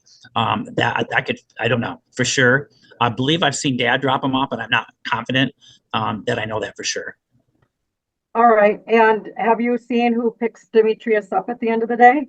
I believe Dad has quite a bit. At the end of the day, I recognize him, but like I said, I don't memorize which kids are always picked up by who. I'm more worried about whether the parents get upset with each other. When you have a lot of cars at the parking lot, you can have heated situations with parents. So I'm usually out there policing, making sure that the cars get through gracefully. And then Marissa Parker, our person, preschool person coordinates that with the actual family. So she talks with them all the time. And I'm out in the parking lot keeping the peace. And are you familiar with an Alicia Spurlock? Mm-mm, I'm sorry, Spurlock? mm-mm. You know, Does not that by the sound name. familiar? I might by face, but not by name. Okay. Are you familiar with the minor child that attends Montessori school named Coralina? I know Coralina. Yes. Okay. And when you observe Demetrius getting picked up, do you observe Coralina being picked up as well? I've seen Coralina picked up, but like I said, I'm not over on that side of the parking lot. So I don't always see who's picking the two up. I see her coming out of the building, but I don't always see who's picking up. I apologize. Okay. And have you been able to look on the screen? You're saying, so if my client has said she's never met you before, how do you explain that if you said she was at a initiation? Well, I might recognize her from the parking lot if she picks up too. I might have seen her there, but she just looked familiar to me. I thought she was a parent that picks up students at the end of the day. But I could be mistaken. Now, are you aware that my client sitting next to me, Miss Newbern, has called your school administration to get information such as grades and attendance? I know that she asked for, I was asked for what Montessori was all about. I also believe that my secretary told me that one of the parents asked for information about attendance and stuff. I think my secretary took care of that on that level. Are you aware that she is not on any of the contact information and that your staff was not able to give her a single piece of information about her son? I'm not aware of that. Okay. And would it surprise you that she's not on the contact information, but Mr. Ward's girlfriend, Alicia Spurlock, is? I don't have any knowledge of that because I don't know who this child lives with or who is on pickup, that sort of thing. That's between the secretary and parent. The parents put the child on there. I don't usually read those. So being the administrator, you have no idea who's responsible for picking up. No, what I was saying is I don't know who's all on the card to be picked up, but the teacher is who brings the students out at the end of the day, and the secretary is also aware of that. But I have over 160 students, so for me to know all of the who picks up who would be quite difficult to do. Who is Demetrius's teacher, by the way? Marguerite Grupke. Marguerite Grupke. Mm-hmm. And would you be surprised to know that this is the first that my client is hearing of her own son's teacher's name? I don't have any comment, and I don't know. So, I would object as to the fact that how would he have knowledge of this? Okay, Miss Ives? Well, I'm just asking if you'd be surprised to learn that. That's all. And I would ask why that's relevant. I'm not going to speculate as to what somebody's surprised about, so I will sustain the objection. Thank you. How many kids are in Miss Rupke's class that Demetrius attends? Approximately 20. We've had some kids leave and some kids come in. I believe we're at about 20.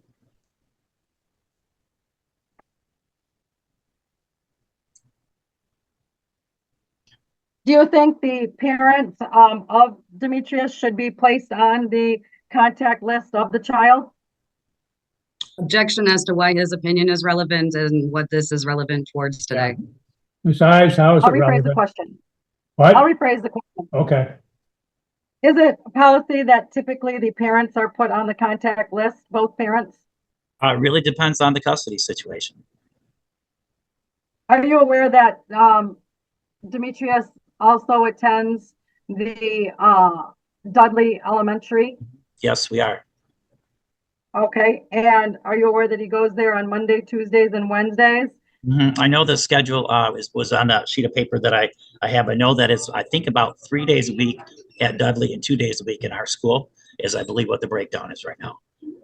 Okay, and if I indicated that he goes to your school every other Thursday, would that be correct? I believe that's correct, but like I said, I don't have that memorized. I just know it was a 3 to 2 split for him. Hey, sir, can I get a glass of water? Is it possible to get a glass of water? I'm sorry. I was just asking for a glass of water. I apologize. Okay. No, that isn't right. Where you just started working at this position in July of 2023? That's correct. Where were you working prior to this? In Flint, Michigan, as an educational consultant. The last 4 or 5 years, I've been a consultant teaching teachers how to be teachers for a few years. And before that, I was an administrator for 22 years at another district. Okay, was that public or private? Or Public. Would you agree that not every child is suitable for the learning style that's presented in a Montessori school? Yes, I would. And I always say that not every child is good at traditional. It really depends on the child. And if Demetrius is excelling at math and reading above his grade level in normal public school, would you say that he's thriving in that school? Objection as to why his opinion is necessary. He's not been qualified as an expert, and his opinion does not have bearing. Ms. Ives, how is that relevant? All right, I will, Okay. we'll cancel the question. Let me give me 1 second to confer with my client. Okay. I have no further questions of this witness, but Okay. if he has found his paper, I would have no objection to exploration of that issue since he couldn't Okay. find it. Sir, I have one question. You stated that your school is again services basically kindergarten through 8th grade, so that you have no high school, correct? That is correct. And what do you do when the child is of high school age? Do they just simply get filtered or dispersed among all the schools that maybe in their particular where their residence is? That's often the case that if they have a school district that has a better reputation than another school district, that often will lead parents to where they want to go. We as staff try to work with the counselors at any of the high schools that the students go to and try to transition them, whether the teacher or somebody from the school counselor will come to us or we can go to them. We just want to make sure that a child has a good transition. We have purposely set up our 7-8 program so that it's more Montessori toward the beginning of the year and it moves much more toward traditional by the end of the year, so that the kids have more of an idea of, sitting at and chairs at a table, the things that more traditional schools would do. So that's how we are trying to bridge Montessori onto a public school setting. Okay. How many, for instance, at the current time in Demetrius's class, how many students are in that class? About 20. Like I said, we had about 20, but we've had a couple of comings and goings over the last few weeks. Okay. And how many students total in your school? About 151 right now. So it's a smaller school. Do you have any organized sports programs? We do not at this time. One of our teachers, Miss Mo, is working to put something together. We do have Girls on the Run, which is an after-school program that students can get involved in. But we are going to be doing some enrichment courses. Our school board just passed or allowed teachers to do enrichment, and one of those is a sports program, but it's still in the works getting it organized. Okay. It's probably going to be basketball. Ms. Storm, anything as a result of the cross-examination of my questions? No, thank you. Okay. I have one. Okay, go ahead, Ms. Ives. Thank you. Because earlier, Mr. Abil, you indicated that I guess in Demetrius' class, he would have K, first and second grade. Is that what you said? Just K and first. Just K and first. Yeah. And with kindergartners, like of his age group, do you know how many, what the breakdown would be between first and graders and kindergartners? I believe in that classroom there are more first graders than kindergartners, but I don't know the exact amount because, like I said, it's fluctuated a little bit lately, so I don't know the exact number. If you wanted me to, I would need to get out of this, shrink it, and I have all that information on my computer if that's important to you. No, it's not necessary. Thank Okay. you. Yep. Okay, anything else, Ms. Storm? No, thank you. Okay. Mr. Abil, thank you for your testimony. That concludes your Free to go Zachary and have a good Ottinger. day. All right, Okay. thank you, guys. And are you familiar with either of the parties, Porter Ward or Danielle Newburn? I'm very close to both of them. Okay. And how long have you known, we'll start with Porter. How long have you known him? About 5 years now. And how long have you been acquainted with Ms. Danielle Newburn? Exactly the same. Okay. Did you meet them at the same time? I met them when they were in a relationship together. So yes, I met them together. Okay. Are you familiar with their son, Demetrius? I am. Okay. How, well, let me take that back and I'll start again. Have you been able to observe, you said that you saw Porter and Danielle when you first met them, that they were together in a relationship. Is that correct? Correct. So were you able to observe them while they were in a relationship? Not as much as you might think, but when they were together, yeah. Okay. How frequently would you say you saw them while they were in a relationship together? If I had to take an educated guess, I would say at least once every couple of weeks. Once every couple of weeks. Okay. Yeah. And I know this is going back, but just briefly, what was the relationship between Porter and Danielle like at that time? I didn't personally see anything that I would see as concerning from either parties. I mean, outside of normal spousal bickering, I mean, it wasn't nothing extravagant, if that's what you're asking. Okay, yep.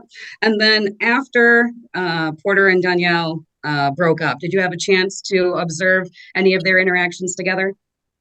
No, and if I had, is nothing in my memory. Okay. Have you been able to observe Porter interact with his son Demetrius? Yes. How do Porter and Demetrius interact with each other? I've never seen anything out of the normal outside of a father-son relationship. Does Porter show affection for Demetrius? Yes. What does that look like? Outside of hugs, picking them up, I never saw any yeah, I was just being an affectionate father. I was just hugging him, talking to him, just what I've seen in their interactions. Okay. I'm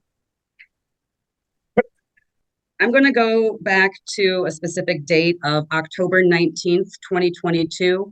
Do you remember that date at all? I believe I do. Okay. If I said this was an incident where Ms. Newburn had hit a deer that day, would that confirm your recollection of that day? Yes. Okay. What do you remember from October 19th, 2022? How did you get involved in that situation? Well, Porter and myself over the years have gotten awfully close, and I was in Batter Creek and I received a phone call from Porter telling me that Nala or Danielle had been had hit a deer and was stranded on the side of the highway north of Coldwater into Concha, and asked that if I would go down there and get it. I then got on the highway and I drove down and picked her up and took her home. All right. So you picked her up and took her home then? Yes.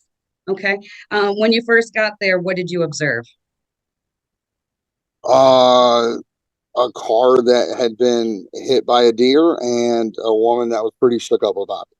Okay. And you say she was pretty shook up. Can you describe what Ms. Newburn was doing or looking like? What made you think she was shook up? She was rather emotional from the occurrence, and she was crying. She was more or less freaking out a little bit, just emotional. Something catastrophic just happened, and she was still trying to process it from what I gathered. Okay. Did she make any other statements to you about how she was feeling at that time? Yeah. She had made a remark that at the time I didn't really take seriously, but I took serious enough to let Porter know about it. Just, hey, you might want to check on her. in a day or two because she seemed pretty upset. But she had made a remark of something along the lines of ending her life. I'm sorry, you cut out there a little bit. What was that last My bit you said? apologies. She made a comment in her ranting while she was venting to me that I couldn't possibly give you the specifics, but I know that it was the one specific phrase had something to do with her being overwhelmed in the situation and that she just didn't want to be there anymore. And the words "I want to kill myself" never came out of her mouth, but it seemed like that's the topic that she was dancing around while she was talking to me. Okay. And you said when you first heard this, you didn't take it seriously. Why not? Because it seemed like she was just pretty worked up from the wreck. But then again, I don't know her nearly as well as say Porter would have at the time. So that's why I let him know, just so, hey, you might want to check on her in a day or two just to make sure she was all right and that it was just a wreck. Okay.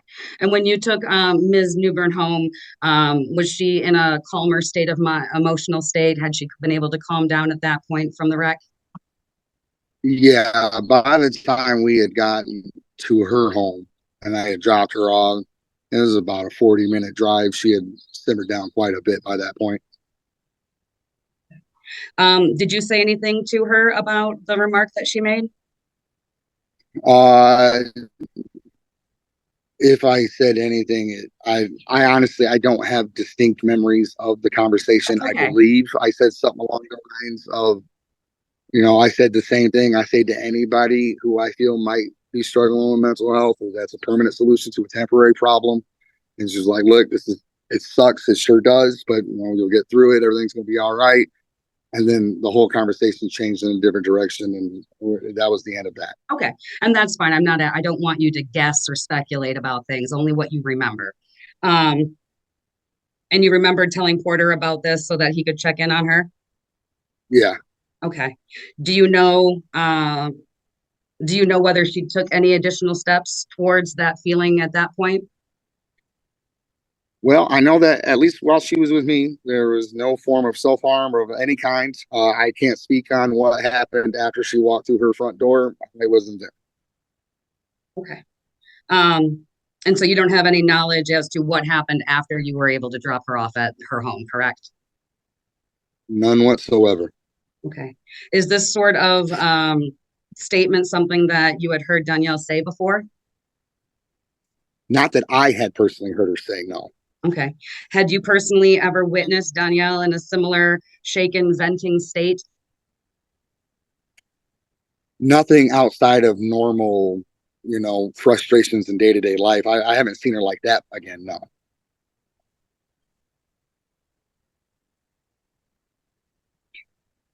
During the times that you've observed Demetrius with Porter, has Demetrius ever been gone hungry, not had food available for him? Not that I've ever been able to see. Okay. And I genuinely believe that wouldn't be the case. Okay. During the times that you've seen Demetrius with Porter, has there ever been a time that Demetrius didn't have proper fitting clothes or proper clothes for the elements? Not that I've ever observed. Okay. Have you ever seen Porter neglect any medical needs of Demetrius, large or small? I can't speak on that. I've had no interaction with him in anything medical. That's fine. That's just what I wanted to verify. Are you Facebook friends at all with Danielle? I believe I am, yes. Okay. Have you had a chance to view her social media page on Facebook page? No. Okay. Thank you. I have no further questions. Okay. Ms. Ives, cross-examination. Thank you. Yes, sir. Are you still friends with both the parties? I would say I'm friends with both, yes. And do you believe that Miss Newborn, just like Mr. Ward, loves Demetrius? I believe her to love Demetrius, yes. Have you ever seen Demetrius and Miss Newborn together? I have, yes. And do you believe that they show love and affection towards each other? I do. Do you believe that either of the parties, either Miss Newborn or Mr. Ward, is abusive in any way to Demetrius? No. I wholeheartedly believe neither one of them would lay a hand on that child. Do you have any concerns that Demetrius might be in any danger with his mom? Not that I've seen personally. Do you believe that Demetrius is in any danger with his dad? No. And going back to this incident where she hit this deer, was her car pretty wrecked? It was inoperable at the time, and I do believe she had to send for a tow truck at a later day. And is it safe to say that her mode of transportation pretty much got terminated as a result of that deer collision? At least for the time being at that moment, yeah. And because you said that she was pretty upset. Yes, she was.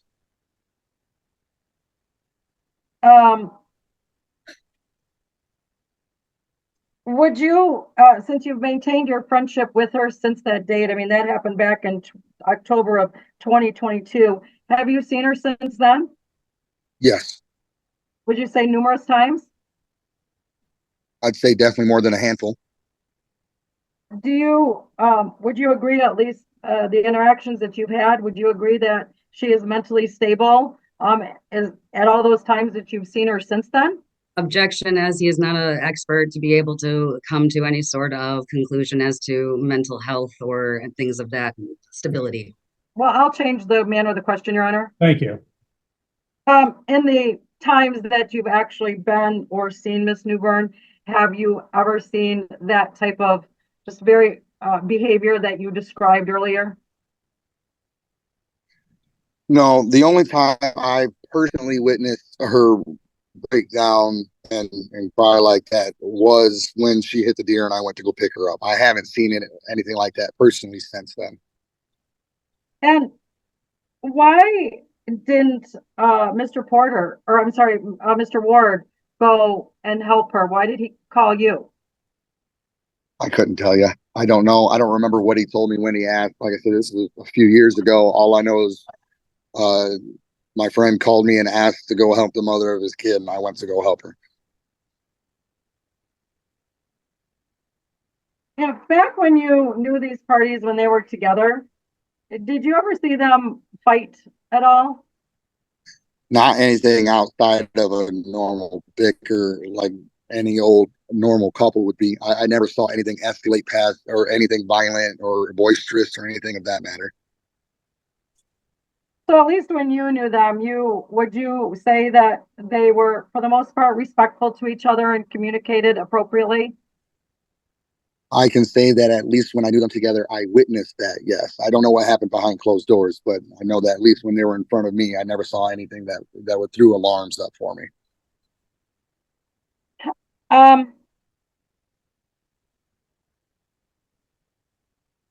We have no further questions. Okay. Hey, Ms. Storm, any redirect? Just a few. You said that you saw Ms. Newburn out in the public since just out and about since October of 2022. Yes. Was Demetrius with her at all? One time recently, I remember seeing her with Demetrius, but a lot of the times that I have seen her has been at her places of employment, so Demetrius wasn't there. Okay. And where was she when you saw her recently with Demetrius?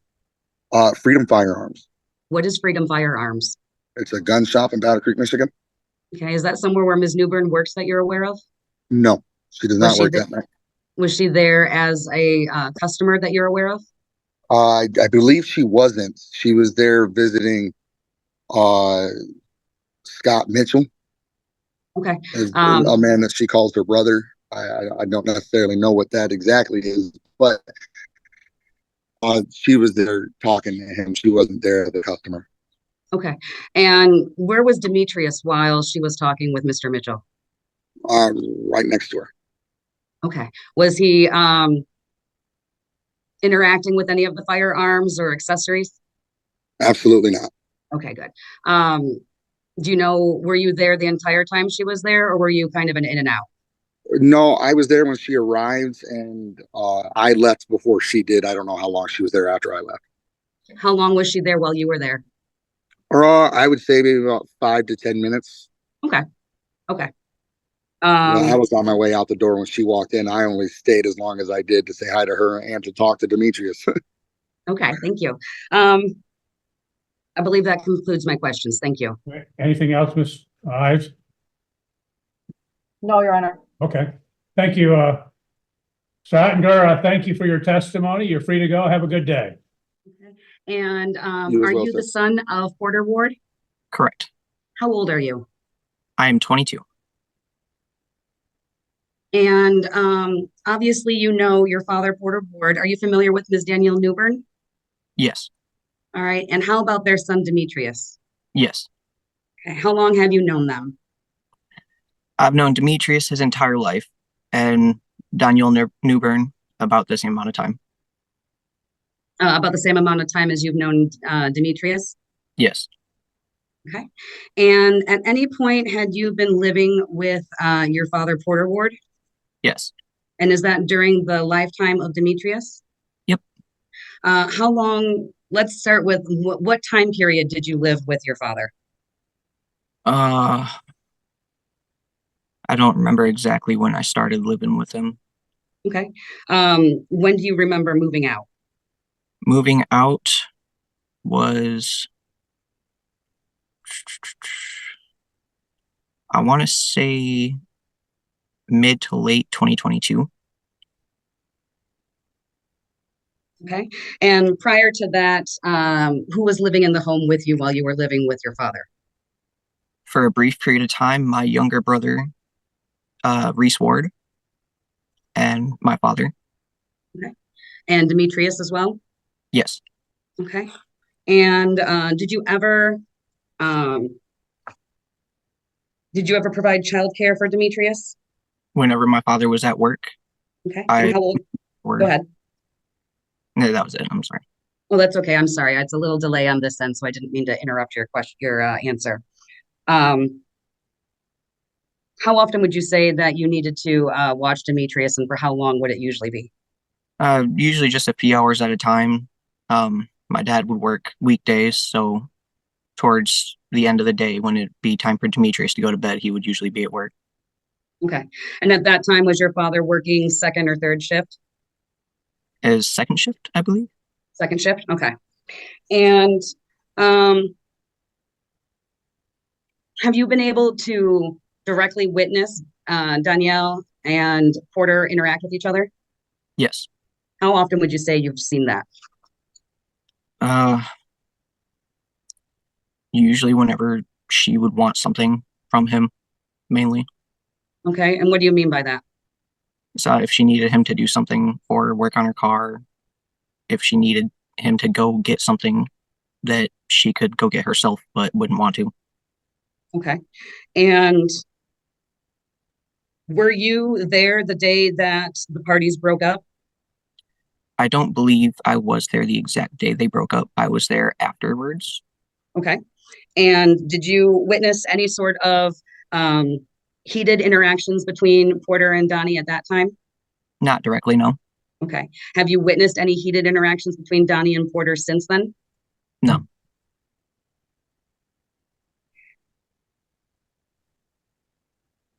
Have you had the opportunity to see Danielle with Demetrius? Whenever she's picking him up. And how do they typically interact with each other? It's usually a pretty quick, get it done, get her out of here kind of thing. Okay. Does Demetrius seem happy to see his mom? Yeah. And when your dad would come home, would Demetrius be happy to see him? Yes.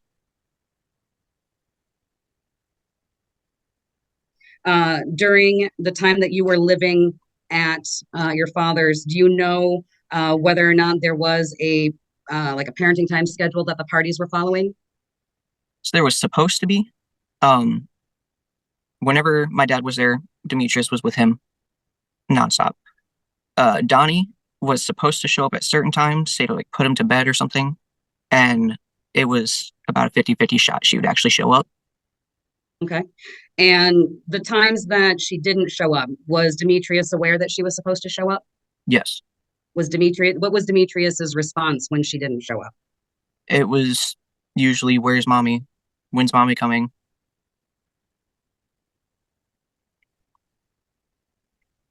Have you been around Demetrius recently for anything like that, where that similar situation might have happened? Not recently, no. Okay. During the times that you've seen Danielle and your father interact, how would your father treat Danielle? With with respect for anyone you would really talk to. Just okay. No. So when you say with respect towards anyone, really, are you trying to? Can you just explain what you mean by that? I don't want to put words in your mouth. I'm sorry. You're okay. It's the respect you would show like a typical person in public. Okay. Like, yeah. So he didn't treat her any differently just because he knew her. He gave her the same courtesy as anyone else he would meet, you're saying? Yeah. Okay. How did Danielle treat or interact with your father from what you were able to directly observe? So a lot of times it'd be the same way. She had a tendency to start throwing a lot more disrespect out there depending on given situation. Were you there for those situations where the disrespect would happen? I think once or twice. Okay, so let's only talk about the times that you were there for and you actually observed. Give us an example of what happened during one of those times. Say like there's something going on like Christmas or something. We're trying to get everything done that we were trying to do with him, and she'd set up a certain time for it and like wouldn't be really understanding on like that we are trying to get stuff done. We understand that she's going to see him too, but there's got to be like a mutual understanding there that it is Christmas. He wants to play with his toys. He's got other toys to open, kind of stuff. Okay. So if I understand you, you're saying that there would be disagreements around things like holidays and whose plans when those cut-off time starts and end would be? Yeah. Okay. Did you ever see Danielle when you were in her presence? Did she ever lose her temper or get into an argument with your father? A few times, yes. Okay. Again, we only want to talk about the times that you directly observed. Is there an example of one of the times that you can think of? Not off the top of my head. Okay. In those times when that would happen, how would your father react? He would do his best to stay calm in this situation. If he couldn't calm himself down, he would go somewhere that he could calm down. Remove himself from the situation, I guess you could say.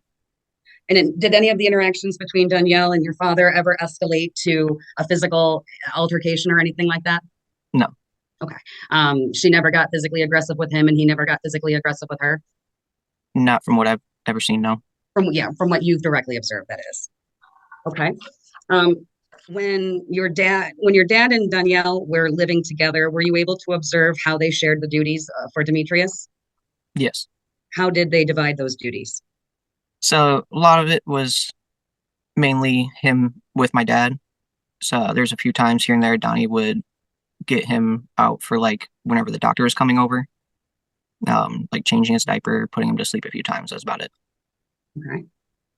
And were you living with your father when after Danielle moved out, after they separated residences? Yes. Who was the primary caregiver for Demetrius at that time? My father. Okay. Did your father cook meals? Yes. Did you ever see him not provide food or have food available for Demetrius? No, he always had food. Okay. Did you ever have a time where you saw Demetrius without proper clothing or for the either fitting wise or for the elements?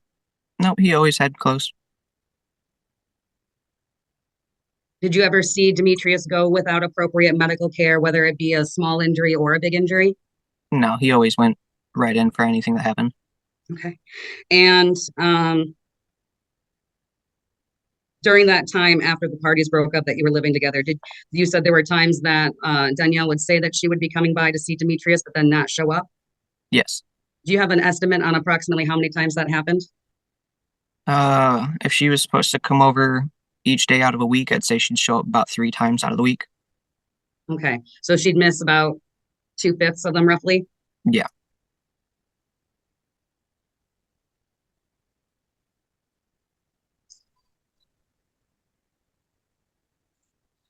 Would you say that Demetrius and your father are bonded? Yes. Do they have a good relationship and are affectionate with each other? Yes. Do you know whether Demetrius has a good relationship with his mother and is bonded with her? I do not. Um, have you observed your father try to guide Demetrius to be a good young man? Yes. Can you give us an example of how you witnessed that? Um, say if he's having an issue or he's like throwing a tantrum in public, my dad will sit there and talk it out with him and get him to understand like what he was doing was wrong, or like how to calm down in the situation. Do you remember, well, let me just back up and say, does Danielle ever contact you to talk to you about anything about Porter or Demetrius? No. Do you remember an incident that happened approximately on October 15th of 2022 in which Danielle was trying to reach your father? She didn't reach out to me directly. Okay, so you weren't one of the individuals she reached out to that day? No, I believe she reached out to my brother and Dominic. Okay. Let me see if I have any other questions. I thought I disconnected again. How often do you, if you remember back when you were living together with your father, do you know how often Danielle would have overnights with Demetrius? So like he would go over to her place, or Yes, where he would go have parenting time and stay with her. usually I think there was a rough handful of times that he actually went over and stayed the night. A lot of times he'd go over there for a few hours and then get pawned off to his grandmother. Okay. And do you know, again, what time frame we're looking at here? How long approximately were you living with your father during all of this? Did you say basically from the time Demetrius was born? Yes. Okay. Have you been able to observe the interactions between Demetrius and Alicia? Yes. Can you give us a summary or an explanation, a description of what you've observed between Alicia and Demetrius? Demetrius absolutely loves Alicia. He treats her like she is his mother. Okay. And he shows affection to her? Yes. Is she affectionate back with him? Yes, she is. Have you had a chance to observe Demetrius with Alicia's daughter? That he treats her like she is his sister. For all he cares, that is his blood sister. Okay.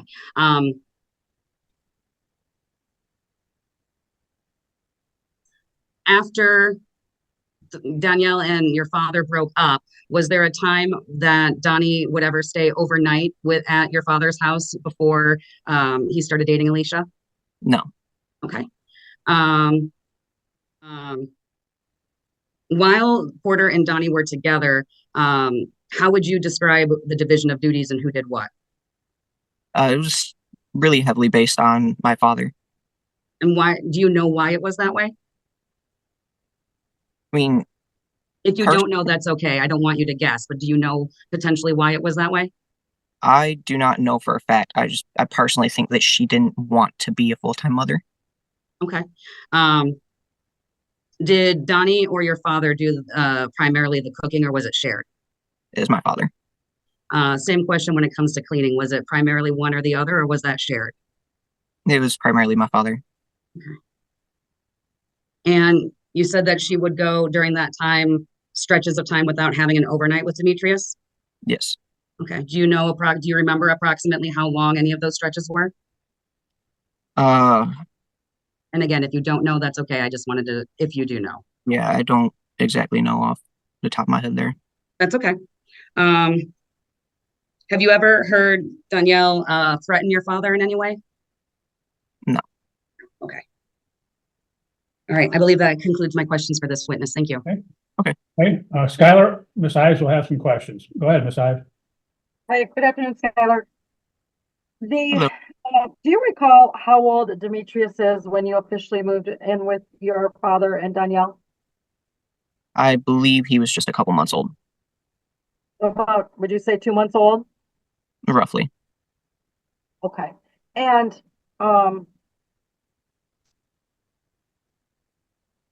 when he was initially born, is it true to say Danielle and your dad I mean, they got along really well? Would you agree? From what I had seen, yes.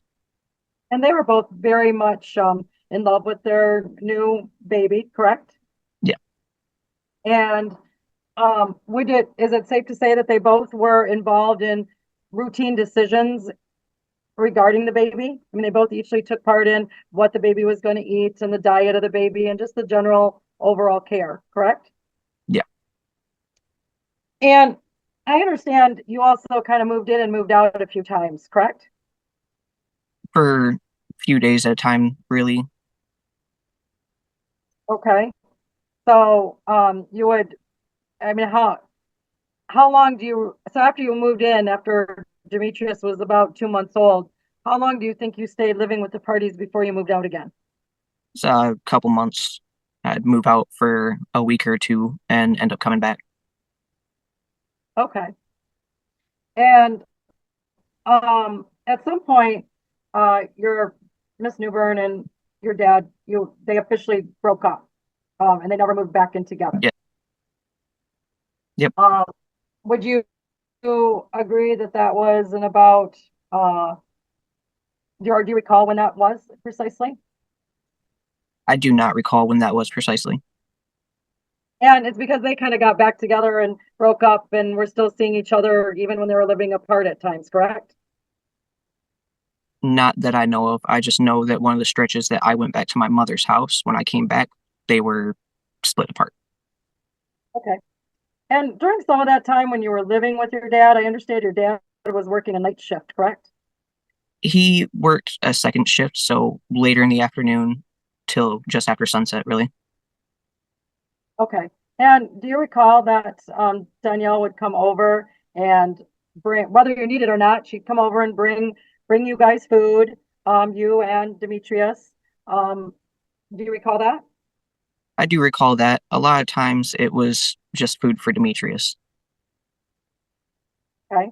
And do you recall a lot of times that your dad was not there and she would bring over things for Demetrius and take care of him, bring him clothes, things like that? Yes. Okay. And clean his room. She would sit there with him and clean the room. Yes. And she would, provide things that a mom would do, just be with her son. Yeah. And is it fair to say that Demetrius has a loving relationship with his mom as well? To my knowledge, yes. And do you think it'd be fair to say that Demetrius loves both of his parents very much, that in your observations? Yes. Early on when you were originally living there, when Demetrius was an infant, he had numerous baby checkups at the doctor. The doctor would come to the house, correct. And do you recall when he went to his well checkups, though, at the doctor's office, it was typically that initially both your mom and dad would take them Objection, together. this is testimony through the attorney now. She's saying, do you know this? Do you know that? That's not how this should be working, and she's not the one who's testifying. Well, maybe reword your questions, Ms. Ives. I will. Is it true that both your dad and Miss Newbern would take Demetrius to the doctor? Objection, because again, how does he have knowledge of who took the child to the doctor each time? Lay a foundation, Ms. Ives. Do you have any knowledge of who, when you were living there, were you aware of times when Demetrius went to the doctor? Yes. And on these occasions when he went to the doctor, isn't it true that both your dad and Miss Newborn would take him to the doctor? I am not exactly sure who would be taking him to the doctor each time. A lot of times when they would take him to the doctor is when I would be able to plan my times to go out and be able to hang out with my friends or figure out a way to make some money.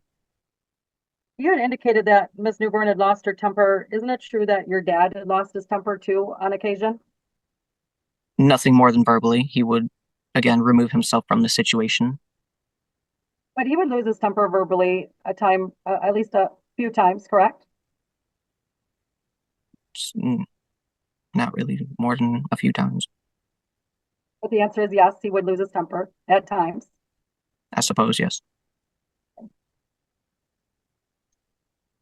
Skyler, do you recall when Demetrius started daycare at Bright Lights?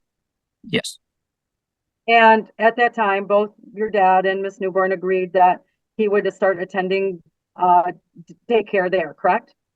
Objection. How does he have the knowledge of this? He was not involved in the decision making. If he knows.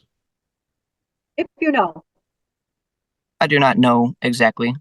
I was not there for the decision making of that. I just recall when he started. Okay. And at that point in time, Mr. Ward and Miss Newburn were living apart, correct?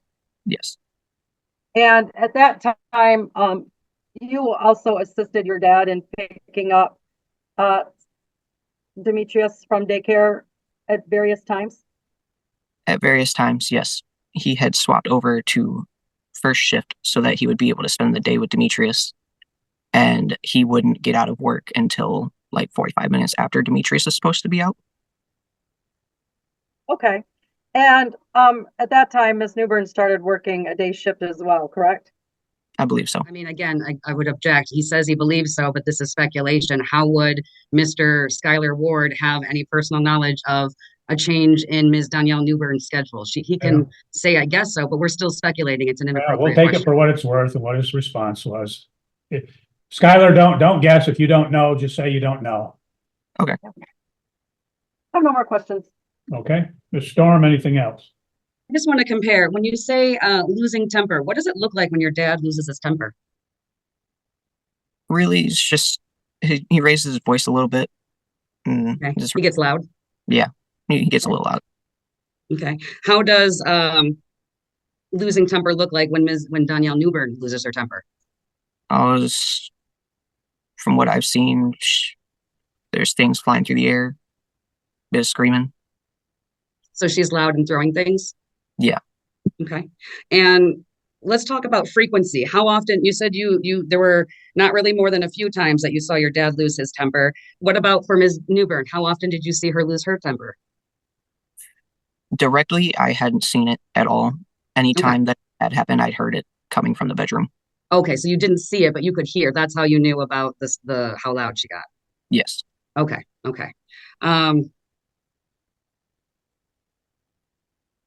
On the frequency then of getting loud, we'll just talk about both parties getting loud with each other. Frequency of your father versus frequency of Ms. Newburn then. So my father wasn't very frequent at all.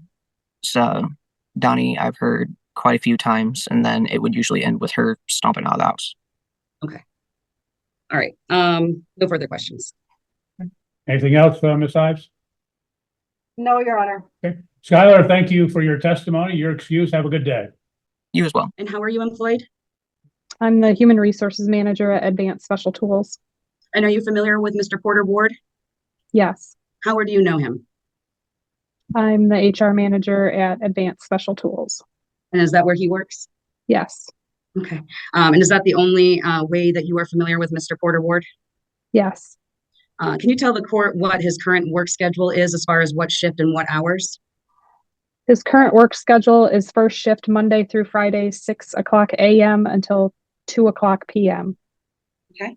And you said that's Monday through Friday? Yes. Does he ever have to work weekends? Yes. He's also on call. He can be called in at any time for 2 hours if machines go down. Okay. So he can be called in for, you said up to 2 hours? Yes. Okay. And is there any flexibility in the start or end time that he has for his shift?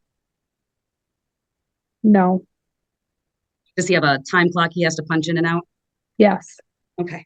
Does he receive employer benefits such as health insurance? Yes. And do you know what his health insurance premium is? Yes. It is $121.42 a month. That is what he is responsible for. Okay. And do you know who that covers? I'm assuming it's my client, but does it include anyone else? Yes, it includes Demetrius. Okay. And is that medical, vision, and dental? Yes. Okay. And how often is Porter paid? He's paid weekly. And that $121.42 is the monthly cost? Correct. Okay. And has Porter always been on first shift? He has not. Okay. When did he start on first shift? The first shift that he's on now started August 22nd of 2022. Okay. And prior to working the first shift in August of 2022, what shift was he working? He worked a swing shift temporarily from May 2nd of 2022 until August 19th of 2022. And that was 4 o'clock a.m. until 12 o'clock p.m. Okay. And what was how many months was that you said? It was May 2nd of 2022 until August 19th of 2022. Okay. And then prior to the swing shift, what was he working? He worked third shift from November 15th, 2021 until April 28th of 2022. Okay. And then is that the only other shifts he's worked, or has he made other changes in his shifts prior to that? He's made other changes prior to that. He worked second shift also. Okay. And how long was he on second shift prior to working third shift? From November 8th, 2021 until November 12th of 2021. Okay, so that was a very short period, just a couple of days. Yes. Okay. And then before that, was he on first shift again? He was from May 24th of 2021 until November 5th of 2021. And before that, did he have any other changes in his shift, or was that the last one? Before that, he was on second shift from September of 2020 until May 21st of 2021. He was on second shift. Okay. And has Porter been a consistent employee through that entire time frame? Yes. No gaps in employment? No. Okay. Good employee, comes in on time? Yes. Okay. Any behavioral issues or disciplinary issues at work? No. Okay. One moment. There's an emergency situation that comes up with a worker's child, and in this case, Demetrius is his child that we are specifically talking about. If there were something that would happen where Demetrius needed to be picked up early from school or had a other medical emergency or some other type of emergency, does Porter have the ability to leave work early to take care of that? Yes. Okay. Is that something that he's ever needed to do before, to your knowledge? Not to my knowledge. Okay. But that is something that if there was a problem or something where he needed to be available for Demetrius, his employment would be able to work with him on that? Yes. Okay. Would he have to do like makeup hours or something potentially? He could make up hours. That would be something he would discuss with his supervisor. Okay, but that's not necessarily something that's required? No. Okay. Okay. I believe that's all the questions I had for this witness. Thank you. Besides any cross-examination. Can you tell me that you said that he might be on call for up to 2 hours on the weekends? Was that what you said?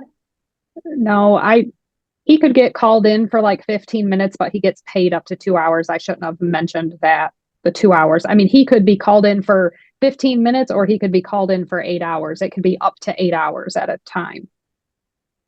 Okay, and how frequently does that happen? It doesn't happen that often. I mean, I could pull his time if I needed to and see how often it happens, but I don't know exactly how often that happens. I would, if you could refresh or look at your records, we would like to know how often he gets called in for the weekend. It looks like around probably within the last year, he was called in 12 times.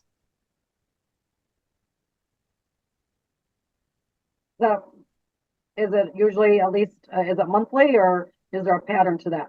There's no pattern at all. It's just when a machine goes down. Is he salaried or hourly? He's hourly. And can you tell me his hourly rate of pay?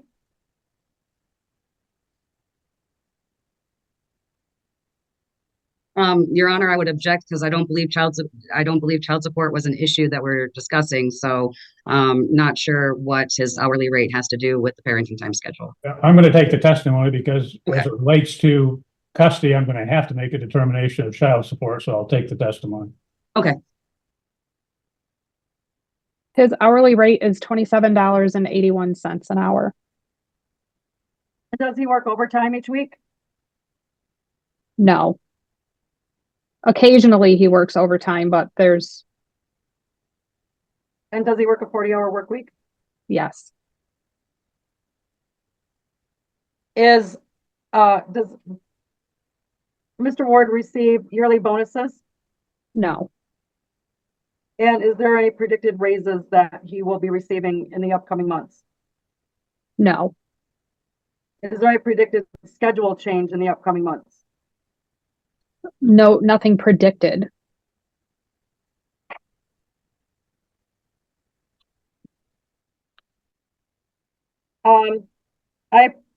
Is it true that a health insurance card is provided for Mr. Ward for the medical, dental, and vision insurance? Yes. And are you able to supply a secondary card for the other parent? Yes. Have you done so in this case? I'm not sure. They're issued one card. I can order another one, or the employee can get online and order another one. Has Mr. Ward asked you to order an additional card, to your knowledge? Not that I recall. I have no further questions for this witness. Okay. I just saw that I was Storm? muted. During the times that he was called in the 12 times in the last year, do you know whether or not those were mandatory weekends that he had to do, or if those were the call-in situation? I don't know. Some of them were like an hour here, an hour there. I didn't look specifically to see. Some of them were 10 minutes. I don't know if those were mandatory, or I'm assuming those were call-ins because they weren't full shifts. And I just did a quick scroll but I can print out a report if you guys need it. I don't think that will be necessary, but I do appreciate that offer. I was just trying to get a feel where all of these call-ins, that he had to come in, or if some of these were a mandatory weekend. Does he have to have does he ever get mandatory weekends? To your knowledge? Is that a yes? Okay. And you indicated that over those 12 times, some of them were only 5 or 10 minutes long? Yes. Okay. I have no further questions. Thank you. Ms. Ives, any other questions? No, Your Honor. Okay, thank you. Ms. Garcia, that concludes your testimony. Thank you. You're free to go. Have a good day. Mr. Ward, Thanks, you where too. are you Bye. employed? Advanced special tools. Okay, it kind of broke in and out. So again, sir, I know you're in the room with Miss Storm, but act like you're kind of talking to us and talk louder, because sometimes with those mics, they're voice activated. If your voice is too low, we won't hear anything. If anything, I'm speaking louder than she is. Okay, speak louder. We could hear that. And just, if I may, Your Honor, for the next 2 hearings, I know this is a Zoom meeting, but due to the fact that I've had technical issues and now we're having issues with my client being heard, would it be at all possible or acceptable for my client to be in person at our next hearing? Well, let me think about that. We Okay. we don't usually do that. And again, I know you've had problems. Do you have an office that you could? I work from home, Your Honor. Oh, That's why we're at the courthouse today, to try and make sure we've got room and privacy. okay. Well, the other thing we could do is we had issues. You can always call the number and appear vis-a-vis, orally. You don't have to doesn't have to be on the screen. And usually you can always hear very well that way. Okay. Well, then I will just continue on, Your Honor. Thank you. Just shout to us, sir, so we hear you. All right. Now, Porter, did you hear the testimony of Stephanie Garcia about the number of hours you work each week? I did. Okay. And is that accurate? It is. Okay. And on the weekends, is the description regarding overtime, the weekend hours accurate? All right. Now, speaking up, can you clarify to the court about mandatory versus call-in time? So how mandatory works, a couple days. Speak up, sir. Mandatory before a couple days before the weekend. My supervisor might ask me that I need to work to cover any situation that's needed. Okay. And is that when you said is that the mandatory one? That would be a mandatory, yes. I don't have an option. They need me to be there. Okay. And As almost a supervisor position myself, I'm responsible for everybody. okay. How often do you get called in for that mandatory time? That's not very often at all. I think I've only maybe done 2 Saturdays. In the last year? Yeah. Okay. So of those 12 times that Ms. Garcia testified to, roughly, to the best of your knowledge, 2 of those times were mandatory and the rest were the quick come in as needed? It is possible, yes. The short ones, they call me in because somebody can't figure out how to start the press back up. Okay. Or if there's a catastrophic issue, I have to come in and give lead on what to do. Okay. And so you work 6 a.m. until 2 p.m.? I do. And what city is that in? That's in Battle Creek. Okay. How far is your employer from, first, let's say Battle Creek, Montessori? How far away is Hey, that? Ms. Storm, you're breaking up now too, and we I'm so sorry. I'm going to get Yes. real close and be speak real into the, yeah, obnoxious. speak into the computer. We can hear you now.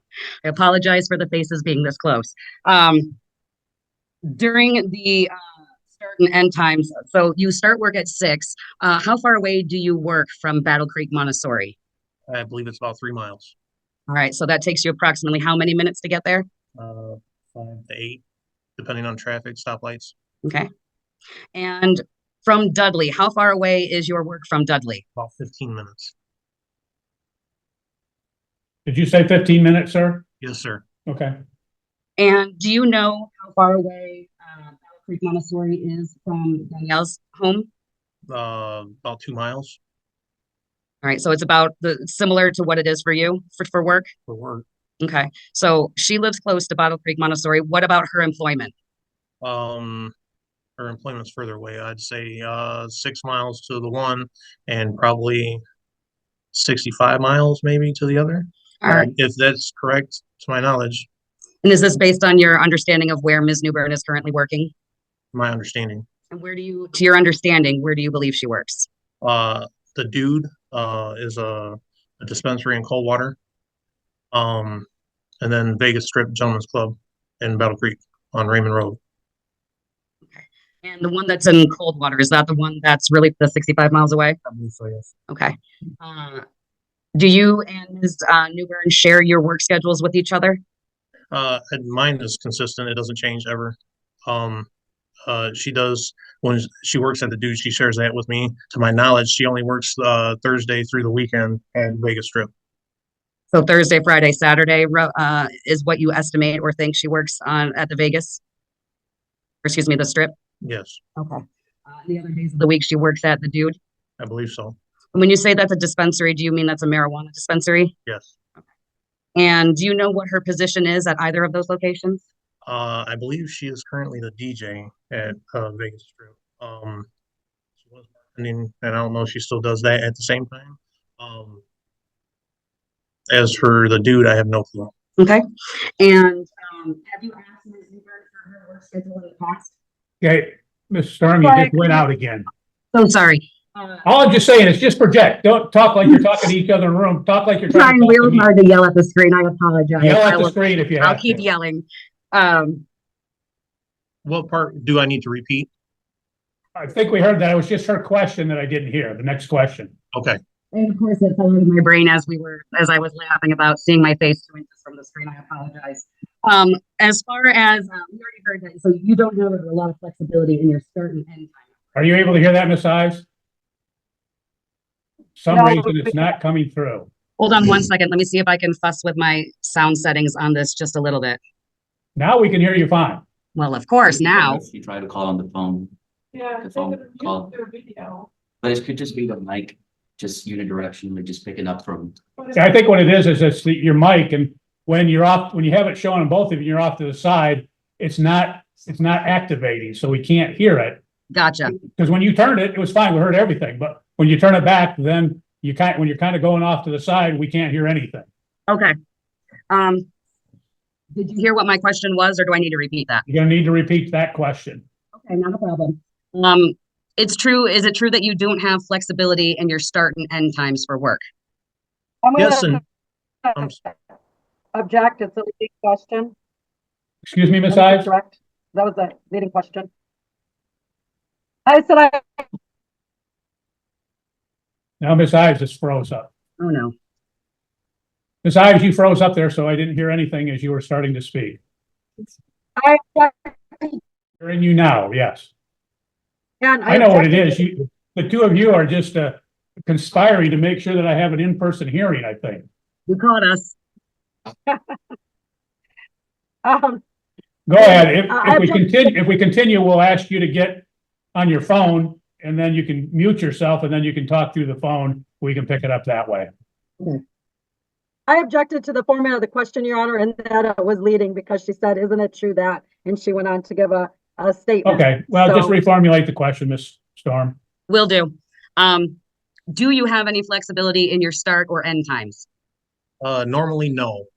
There is some flexibility. I have to ask for it, and then my supervisors will allow for me to change start and end times, but then it would be a schedule set at that point. Okay. And so if there's an emergency, though, you're able to leave work to handle those emergencies? Absolutely.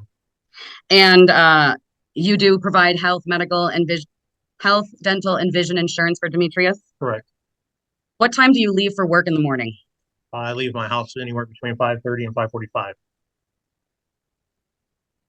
And so who is then responsible for ensuring that the children get to school? On which days? Well, I guess let's start with, Monday, and we can go through and we can just say what days change. So early in the week, Demetrius's mom is responsible for his arrival to school, as he is with her in her care. When he is with me, we have help from the grandmother to get the children to school, as both children go to the same school on Thursdays and Fridays, alternating Thursdays. Okay. And when you say the grandmother, do you mean your grandmother or Demetrius's grandmother? No, this is Coralina's grandmother. Coralina's grandmother. So Alicia Skurlock's mother? Yes. Okay. And is she someone who assists you with travel, transportation, and childcare as needed? Just mainly in the mornings to get the kids to school. As obviously we all are at work already at this point. She makes sure they're up and around and available after school. It is me that picks them up. Okay.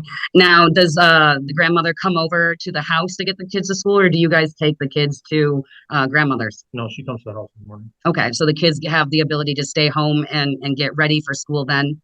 Correct. Okay.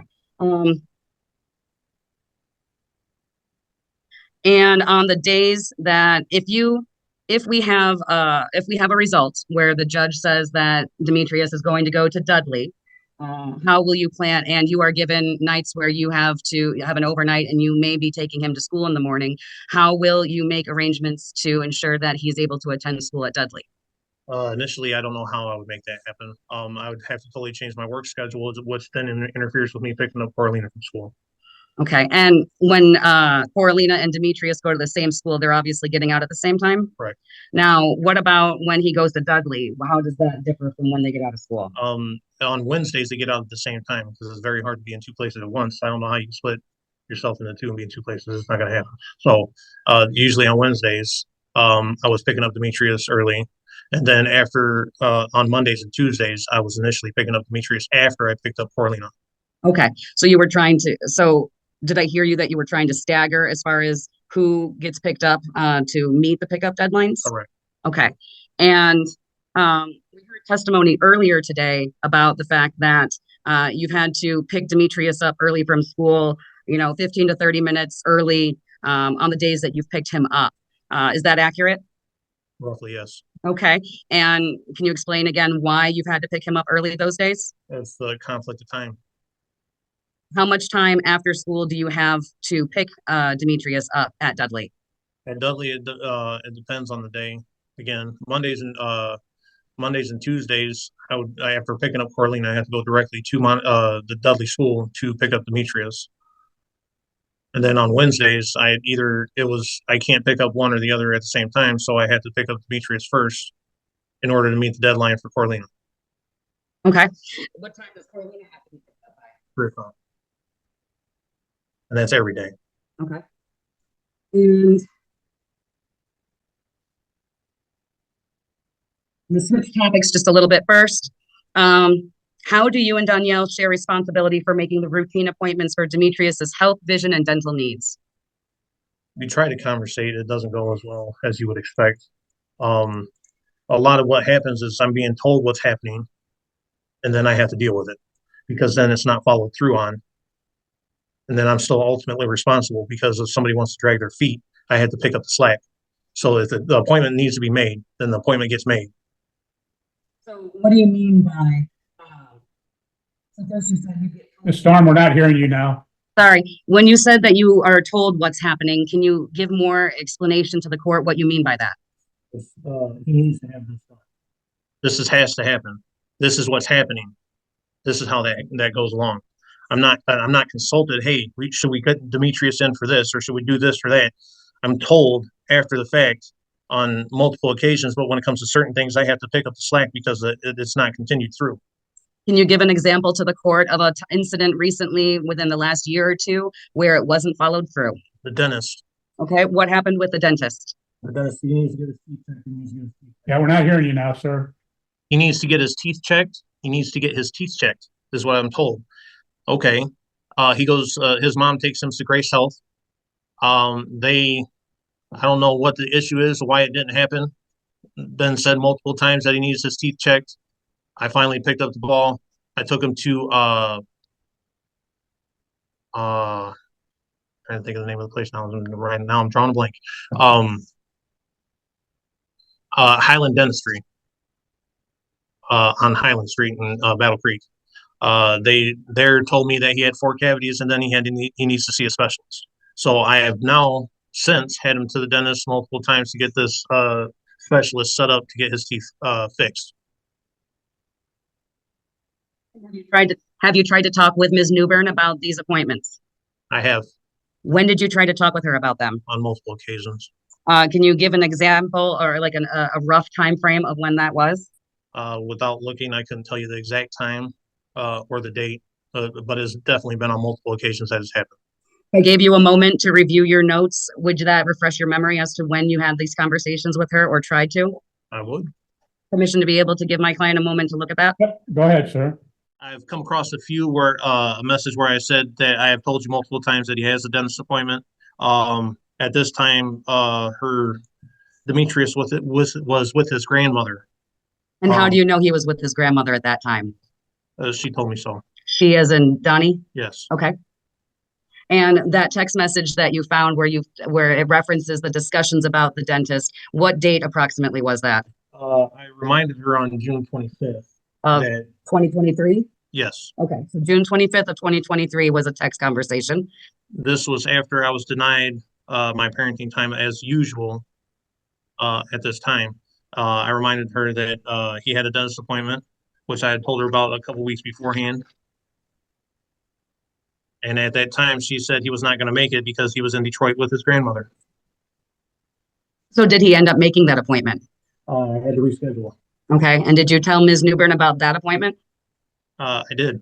Okay, and did Demetrius go to that appointment? Yes. Okay, and is that when you found out about his condition of his teeth?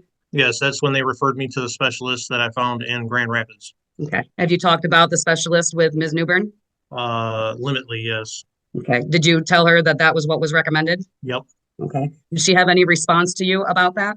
Nothing out of the ordinary, just okay, pretty much. No recourse in that matter.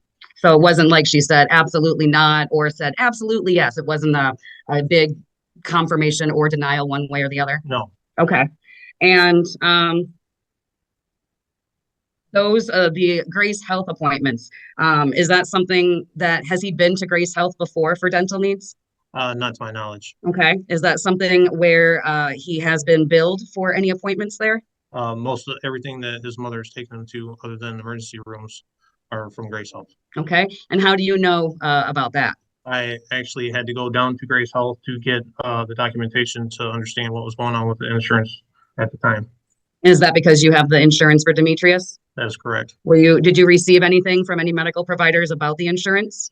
I have not. The only thing I was told that I needed to go down and get the insurance straightened out due to the fact that they were trying to charge Donnie $700 and some odd for some medical bills that were due.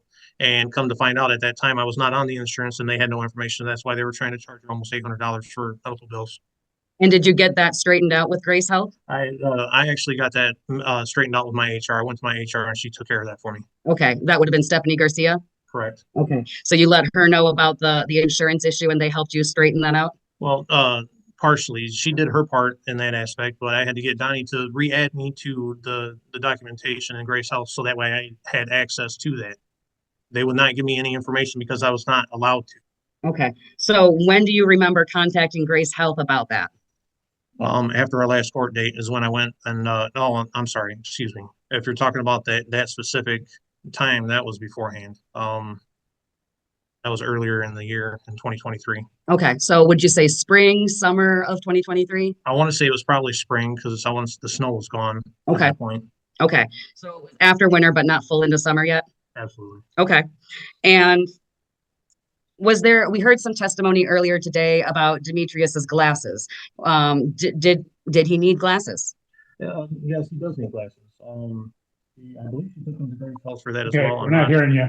Lean in and speak up. I believe she took him to Grace Health for that as well. I'm not sure if it was in their network or what. I'm not a fan of how Grace Health does their childcare. I since took him to remember the name of the vision right offhand. That's fine. We don't need the name. That's fine. But I had to have this is what his job is. This is all he does. There's nothing else that this doctor does. He retested his eyes. He said that they were close with the glasses, but they were off. The glasses prescription that he had? Yes, from Grace Health. Okay. And did that prescription get updated and tweaked to better fit Demetrius? It did. Okay. And did you talk with Ms. Newbern about these appointments and the eye issues? I did. I told her I was going to have him rechecked because I didn't trust Grace Health in those few short words. Okay. And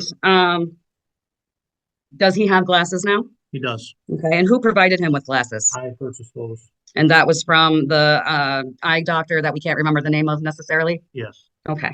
And do we know whether Danielle had purchased glasses for Demetrius? According to her, yes. Okay. And when you say according to her, what do you mean? that she had paid for them. According to the records, that's not the case. What do you mean according to the records? What records did you consult? The records I received from Grace Health saying that she still owes $172 for said glasses. Okay. Is that something that Danielle tried to talk with you about, those that glasses cost? No, she did not discuss anything about what was owed to those glasses. Okay. Has she tried to ask you to compensate her financially for any of the glasses or medical services related to the dentist or the glasses as we've been discussing? She hasn't taken them to the dentist. That would have been me. As for the glasses, we had mentioned to each other that they need to be paid or to split the cost. I spent personally almost $400 to get Demetrius's new glasses, the correct ones. And she did affirm that she was going to pay me half of that, and I have not received anything. When you say she was going to pay you for half of that, do you mean Ms. Newbern? Correct. And how did she say that she was planning to help you with that cost? She said she would split it with me. Okay. Was that via text message, in person, phone call? That was via text. Via text. And approximately when did you have that text conversation? I would have to consult my notes in order to find that. Okay. I'm going to have you flip through, but while you're flipping, I'm going to continue to ask you questions, okay? Okay. So you look for that date that we're talking about, but I'm going to keep going so that we're not wasting time. What about the routine dental and vision appointments, health appointments for Demetrius? What his well childs, things like that? Do you usually take him or make those appointments with Danielle, or how is that divided? That's okay. How the routine appointments for Demetrius, well child visits, that sort of thing. Who makes those appointments and who takes him? Not hearing you, sir. I'm sorry. I've been making appointments. For how long? For the last couple of years. Okay. And do you tell Ms. Newbern about those appointments? I did tell her. Like I said, I don't agree with how Grace Health works. I initially had told her that I was going to take him to Serial City for his medical needs, and as well as finding the dentist at the time for all that. Okay. And do you provide Ms. Newbern with the information as far as who the medical providers are that you're consulting with or getting second opinions from? I have. Okay. Do you know whether she has had any conversations with those medical providers to ask her own questions? Only if you know. I don't want you to speculate. I'm sorry, can you repeat the question? That's okay. Do you know whether Ms. Newbern has reached out to these medical professionals that you've consulted with for a second opinion? I do not. Okay. Did you list Ms. Newbern on the paperwork with these individuals? Yes. Okay. So these medical providers would know that Ms. Newbern is also a parent of decision-making power and able to weigh in and get the information? That is correct.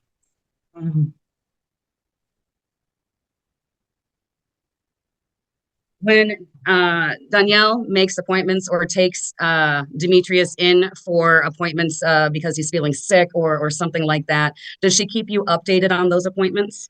Rarely. Say that louder for the. Rarely. Okay, now how do you find out then that she's taking him to these appointments? That's after the fact. Okay, do you find out via text message or how else do you find? Whether it's through the text message or I find out when it hits my insurance. Okay, and at that time, do you reach out to Ms. Newbern to discuss? I have. Okay, what has been the response?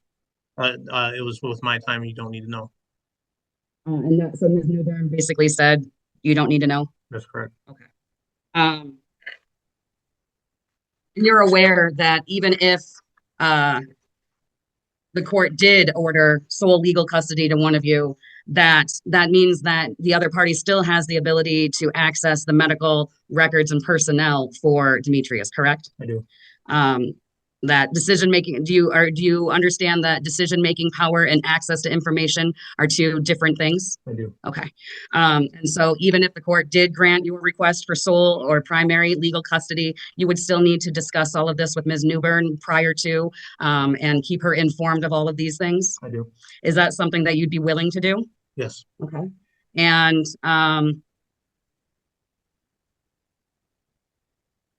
do you and Danielle have the same access to the medical records for Demetrius? Yes. How do you guys have access? Due to the fact that everything's still open, as I was re-added to the list at Grace Health, that's where I got my access back via the hospital for their records and Grace Health for theirs. So we've heard some testimony today regarding getting access granted back. Tell us more about these incidents where your name is either missing or removed and you're added back. For which instance specifically, or do you? I ultimately want you to talk about as all of them that you remember as best as you can. So starting with dental. The dental, there was nothing added or removed at that point. He had not been to see the dentist. I made sure that happened. He has cavities that need to be taken care of. That's why he has to go to the specialist in Grand Rapids. Okay. What about the information at Dudley, where you originally had access for pickup and drop off under Danielle, but did not at one point? I had very limited access and had to clarify what access that I needed. As for emergency contacts and all that, I was the last on the list to be called out of 5 people. If you know anything about how the school works and when an emergency happens, they call the first contact and go down from there. Me being local, I should not have been last. Not only that, I was his father. I should not have been last on the list of 5 people. When did you observe these records at Dudley? When I went to the open house. And that's the open house for kindergarten that happened in, I think, August, they said, in 2023? Correct. Okay. And did Alicia Skurlock go with you for that open house? She did. Was Danielle at that open house? We had missed her. There was miscommunication on time. We showed up when we told it was available. Okay. So, but Danielle did attend that to the best of your knowledge? Apparently we had just missed her by about 30 minutes. Okay. And during that time, how did you find out that you weren't on the paperwork or didn't have access, or how did you find out the access issue? I consulted Martha, their secretary. Okay. Did you look at the records at that time? I did. And you said you were what number on that list? 6. Do you know who was above you on that list? Her mother in Detroit was number 2. Garcia Tate was number 3. And her Aunt Cody, was number 4. And do you know where Garcia or Aunt Cody live? They live here in Battle Creek. Okay. And Aunt is obviously Ms. Newbern's aunt. Who's Garcia? That's Danielle's best friend. A friend. Okay. Not a family member? No. Okay. And did you try to talk with Danielle about the fact that you weren't on the, well, let me pull back and actually ask, when you saw that you were on the records, what was your designation? Did you have a descriptor as to who you were to Demetrius? I was listed. I wasn't even listed as a parent. Did you make efforts to try to correct that documentation that day? I did. Okay. And explain to the court more about what happened with the access being, what the access was originally, when that changed, how it changed to your knowledge, and what resulted. The access was changed due to my request. that the list needed to be updated to a proper manner due to the fact that if you're calling somebody in Detroit, there ain't nothing that's going to happen in Detroit faster than me being 10 minutes away, 15 minutes away. Once I requested that, they had to go through and change a bunch of things to make it sure that it was correct, and they added me as a parent and not just as a name. Did you create there was discussion about a code for being able to sign in or out. Did you ever have your own code? That was with the daycare, and the only code I had was the one I was given when he was initially enrolled. Okay, so I don't want to get them confused because I guess I just did. So Dudley and the bright light are different. To the best of your knowledge, the Dudley issue got straightened out? Yes. Okay, and have you had any further issues with Dudley and the access to information since then? The only I get limited responses when it comes to certain things, especially when it comes with Demetrius's mannerisms and how he's been doing in class, like the 2 fights that he was in, that are just glossed over all of a sudden now that nobody seems to recall what happened. One of them was in the 21st century, which was 2 days before the fight that he got in at recess. After that. How did you find out about these incidents? Because I had to ask the teacher. It is on the Remind app that I asked Miss Van Warmer what happened with the fight at recess the couple days after he had the fight with his friend in 21st century. Okay, and do you remember approximately when that happened?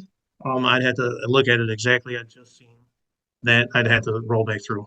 Okay, let me just briefly, since I know exactly where that is in this book of notes.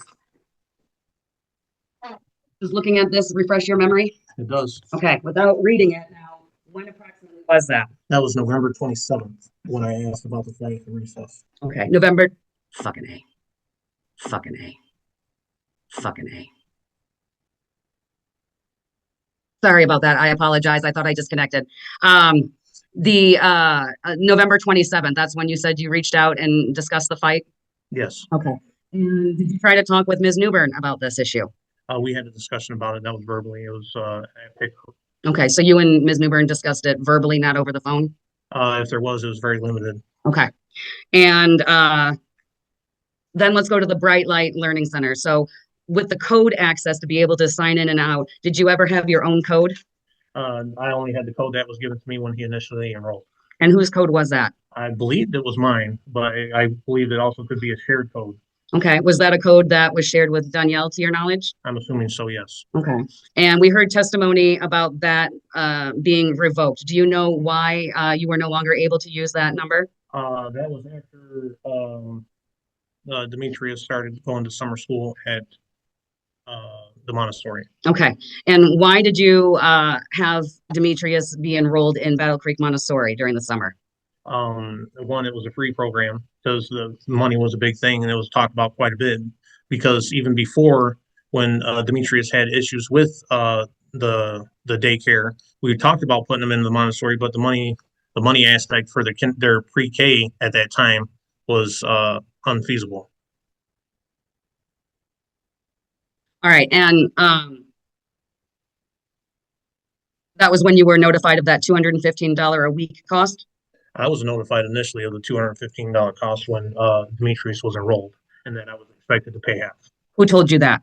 Danielle did. Okay, and did she ask you to, or how did that conversation go? It was told that I was doing that because the only thing that I knew about the daycare was when I was told about it initially. I'm looking at a couple different daycares. I want to put Demetrius in. I said, okay, that's fine. But when it came down to it, she said, I like this one. Now this is where he's going. This is what you're paying. I said I didn't agree to that, and I refused to pay, which I ended up paying twice per request because somebody didn't have the money to do so.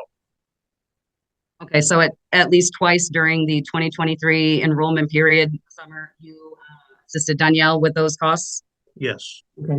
No, correction. That would be, and yeah, that would be 2022. Sorry. That's that okay. Would be the summer of 2022. Okay, so summer of 2022 is when you would have helped Danielle out with 2 weeks payment? Yes. And did you pay the full $215 each time? The one time I paid $215. The other time I paid half. Okay. You paid what? And, go ahead. The second one you said you paid what? Half. Half, okay. Half. Got it. And we heard that tensions were high between with Bright Light. Why were tensions high with Bright Light? To be honest, I don't understand how that came about. Um, I'd been going there to pick up Demetrius a few times, and then noticed that the lady started treating me different. Um, up to that point, I had no conversations really on the aspects of what was going on in Demetrius's life with them. It was none of their business. When they started treating me differently, as in kind of standoffish, very short, curt, kind of rude in responses to me. I never once had an issue with any of the teachers there up until this point. When did this change approximately happen?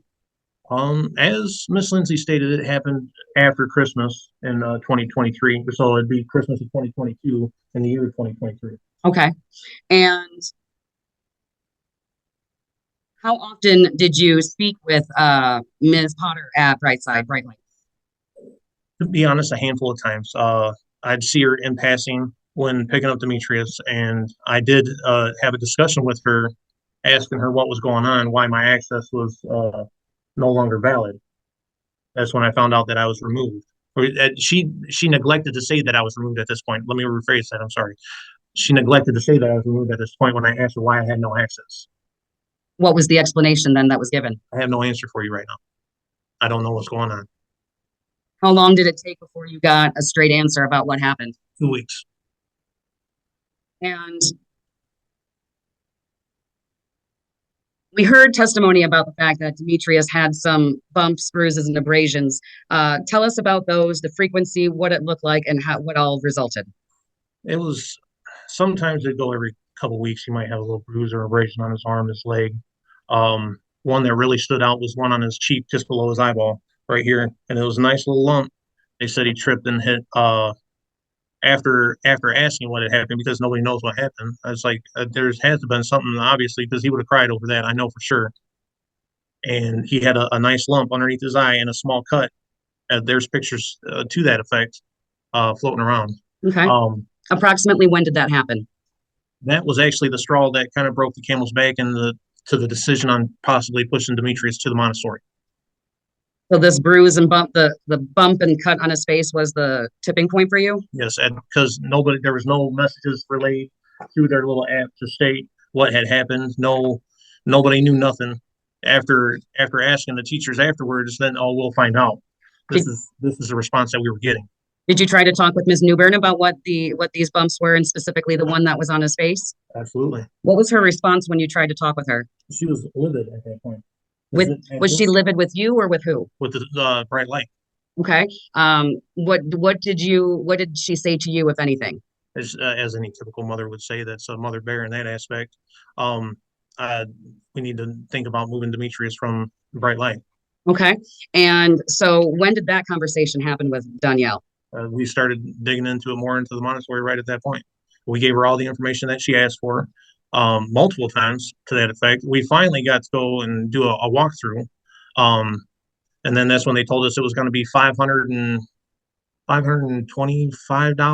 or $500 a month, which was significantly lower than what Bright Light was asking for, as Bright Light was wanting $215 a week.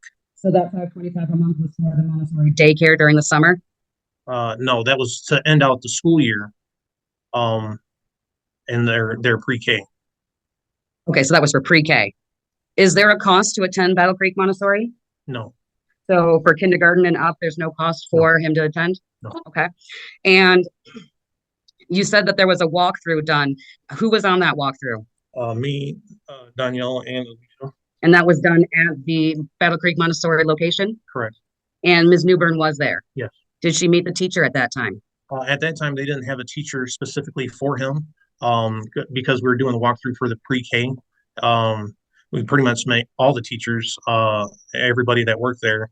There was a few students in classes, so we got to see what was going on to an extent, how they were interacting at that time. Okay. And what made you consider Battle Creek Montessori for daycare first? It helped that Coralina was going there at the time, so I had kind of a running knowledge of what was going on, and how they worked with her learning needs. Okay. And what was appealing to you about Battle Creek Montessori for Demetrius specifically? how more hands-on they are compared to like traditional teaching where you got to sit at a desk and sit still and listen. They allow you to move around, sit on the floor, sit in a different chair to relax and to get that that focus. Okay. And have you met with the Demetrius's teacher or the principal or anyone else on Demetrius's team? I have. Who have you met with? I've met with this teacher. I've met with the principal briefly, just mostly in passing with the principal. Everybody there loves him. He is outstanding in their eyes. Okay. And have you tried to talk with Demetrius's teacher at all about what sort of assistance you might be able to give him at home? They didn't really have a whole lot to say. He is doing extremely well. I do believe that there is something coming up here soon for another parent-teacher conference early in the year. And when you get that information, will you be providing it to Ms. Newbern? I will. That way, because we already heard testimony that the school would be able to send that out, but you'd be able to send that out to Ms. Newbern also? Yes. Okay. And one of my earlier questions while we were cutting in and out was, did Ms. Newbern provide her work schedule to you on the regular? She used to. Initially, when before our incident, when we filed for this case, and that was sparingly due to the fact anytime I upset her, she would stop sending it to me and then deny me my time. That is why we were here. Okay. What do you mean she'd get upset, stop sending, and deny time? Can you explain more to the court what you mean by that? Anytime I didn't agree with something that she wanted or anything that she wanted to do, then she would deny me my time and tell me that was not needed. What was the schedule that the two of you had been following? I would pick up Demetrius every day from the daycare, Monday through Friday. The only time I would not pick her up, Demetrius up, was when Donnie had the day off. Up until that point, Mondays was a rare thing. Tuesdays was more often. And then it got to the point that there was no days off. She would have Thursday or Friday off, and Thursday and Friday he stayed with me. And as far as a schedule for Demetrius, do you believe it's important for you? You can't hear you now, Miss Storm. Sorry. When it comes to that after school time with Demetrius, specifically on Monday, Tuesday, and alternating Wednesdays as the schedule right now, why is that time important to you? As typically before, when he was in the daycare, that was our time every day to bond. I would pick up Demetrius after Coralina got out of school, so it was like 3 o'clock in the afternoon, up until 6 o'clock in the evening when Donnie would arrive there to pick Demetrius up after she had gotten out of work. And how long had you guys been doing that schedule? As long as I was not agitating her and her into denying my time. And when you say when you guys disagreed, what's an example of something you would disagree about that would result in this action? That would vary. It could be a drop-off time, a pickup time. If I was not available to bend to her will to cover any aspect that was needed. How often did she ask you for flexibility or changes in the schedule to address her work or other needs? Quite often. Can you give us a little bit more detail about what quite often looks like? What was the frequency? How long would it be? That sort of thing. It seemed like every other week it would be a Sunday or a Wednesday that I would exercise more time with Demetrius, where I'd end up taking him to daycare that morning, the following morning being Monday. Sunday nights was a regular thing quite often. Then it became that Wednesday nights was also quite often. And then after I filed, when I was denied, then it cut down to just Wednesdays through Sunday, every other week, and then Thursday through Sunday. So after you initiated the custody case, you would then only have Thursday to Sunday or Wednesday to Sunday, depending on which week it was? Yeah. Okay. And why did you feel the need to file instead of just going along the way you guys had been? Because she was denying my time with our son. Okay. Did you try to reason with her or come up with some other alternative for these instances? She refused at that time. It was a final straw. I was not told that he went to Detroit the week after. What started this let me go back just a little bit. What started the final cutoff was when Demetrius was going to summer school at the Montessori on Thursdays and Fridays. She asked why he was not in the daycare. I said he doesn't need to go to daycare on my days. He can go to the Montessori. At this time, she received him that Sunday, she said that I will not be needed at all, and then I'll be limited to my time, the specific days of Wednesday, Thursday, Friday, Saturday, Thursday, Friday, Saturday, Sunday. At that point, and then at that week is when I filed for custody. Okay. And do you remember that we filed a motion regarding that after school childcare, the after school parenting time that you had with Demetrius? That was mainly that was to get it back to what it was before that situation happened. Okay, so what would a typical week look like for the two of you for that schedule? I would have him from the time I got out of work. Well, after I'd pick up Coralina from school because it was during school time, from 3 till 6 p.m. when Donnie would get out of work. She'd get out at 5. It takes her about 45, 50 minutes to get to Battle Creek to where we live. Okay, from Coldwater or? Yes. Okay. And after the temporary order got put in place, preserving that time for you, did you receive that time? No, I did not. What happened? It was very limited. I was told that I would only get him on Monday, and she would be there at 4 o'clock to pick him up. And was that earlier than the times that she was picking him up prior? Absolutely. What time was she getting out of work according to your knowledge? I should back up. Prior to this change, what time was she typically getting out of work and then getting there?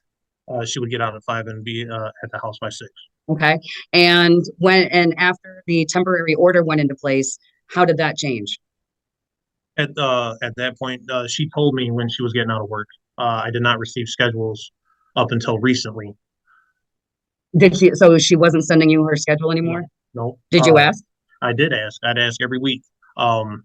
Then it got to the point where it was just for the whole month, I believe of November. I only got him on Monday, and it was just for 20 minutes or so while it took for her to get to my house from her work. Then her job changed again, and then it started to go to about 5 o'clock. What do you mean her job changed again? She went back to the dude. She was working at a different job, and she was getting out, and it would take her about 15 minutes to get to the house at that point. All right, so what happened with her employment from what you understood and what was communicated to you? I'm assuming that the new job didn't meet her needs. When did she start that new job, and which one's the new job? I can't verify that. Do you know where that location is? I do not. Is that a location other than the dude or the Vegas Strip? Yes. Okay, so this is a third location we don't know? Correct. Okay. Did we ask either Ms. Ives or Ms. Newbern for that information? I did. Did we ever get a response from either? The only response I got was that it's another dispensary, and that was the only information I had. Okay. And you said at a certain point she started sending you her schedule again? Yes. When did that start? A few weeks ago. Okay. And what's on that schedule? Is it still just the Vegas Strip and the dude, or? So the schedule never shows Vegas Strip. It just shows when she works at the dude. Okay. The Vegas Strip, I assume that she works her normal there. That would be Thursday, Friday, Saturday, sometimes Sunday. And do you know what time she goes in, or don't you know? It's bar hours, as they call it.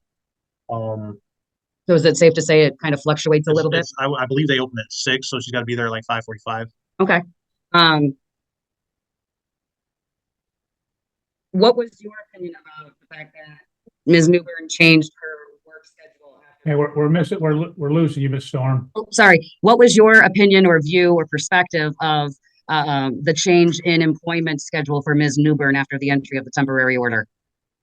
To me, that was vindictive, trying to limit my time, as in per the court to order me back the same time that I had received before.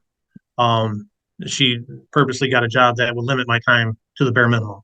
Had she ever been taking Mondays off or getting out early on Mondays prior to all of this? Very rare did she have a Monday off. It was more Tuesdays that she had off than any. Okay. And did the days off on Monday or Tuesday increase after the motion? Oh, yes. Okay. And at any point, have you been able to exercise that afternoon parenting time after school? The limited time that I do pick them up for that, I see you shaking his head. Can you not hear us? I'm sorry. Yeah, you were cutting out. Okay, I'll repeat my question. Hold on, before you do that, I see it's 4:45 and we end up having to clear the building before 5 o'clock here, so. Might be a good stopping point then. Yeah, it might be a good stopping point, and then we Okay. will reconvene. Hopefully, we won't have the same problems. If we do, what we'll do is have you call in and put it on, again, on the speakerphone. It'll be much better. I will say that at least during lunch, I did find out the reason as to why I couldn't connect via the building's Wi-Fi and had to use my phone. So I did get more stable internet. Yes.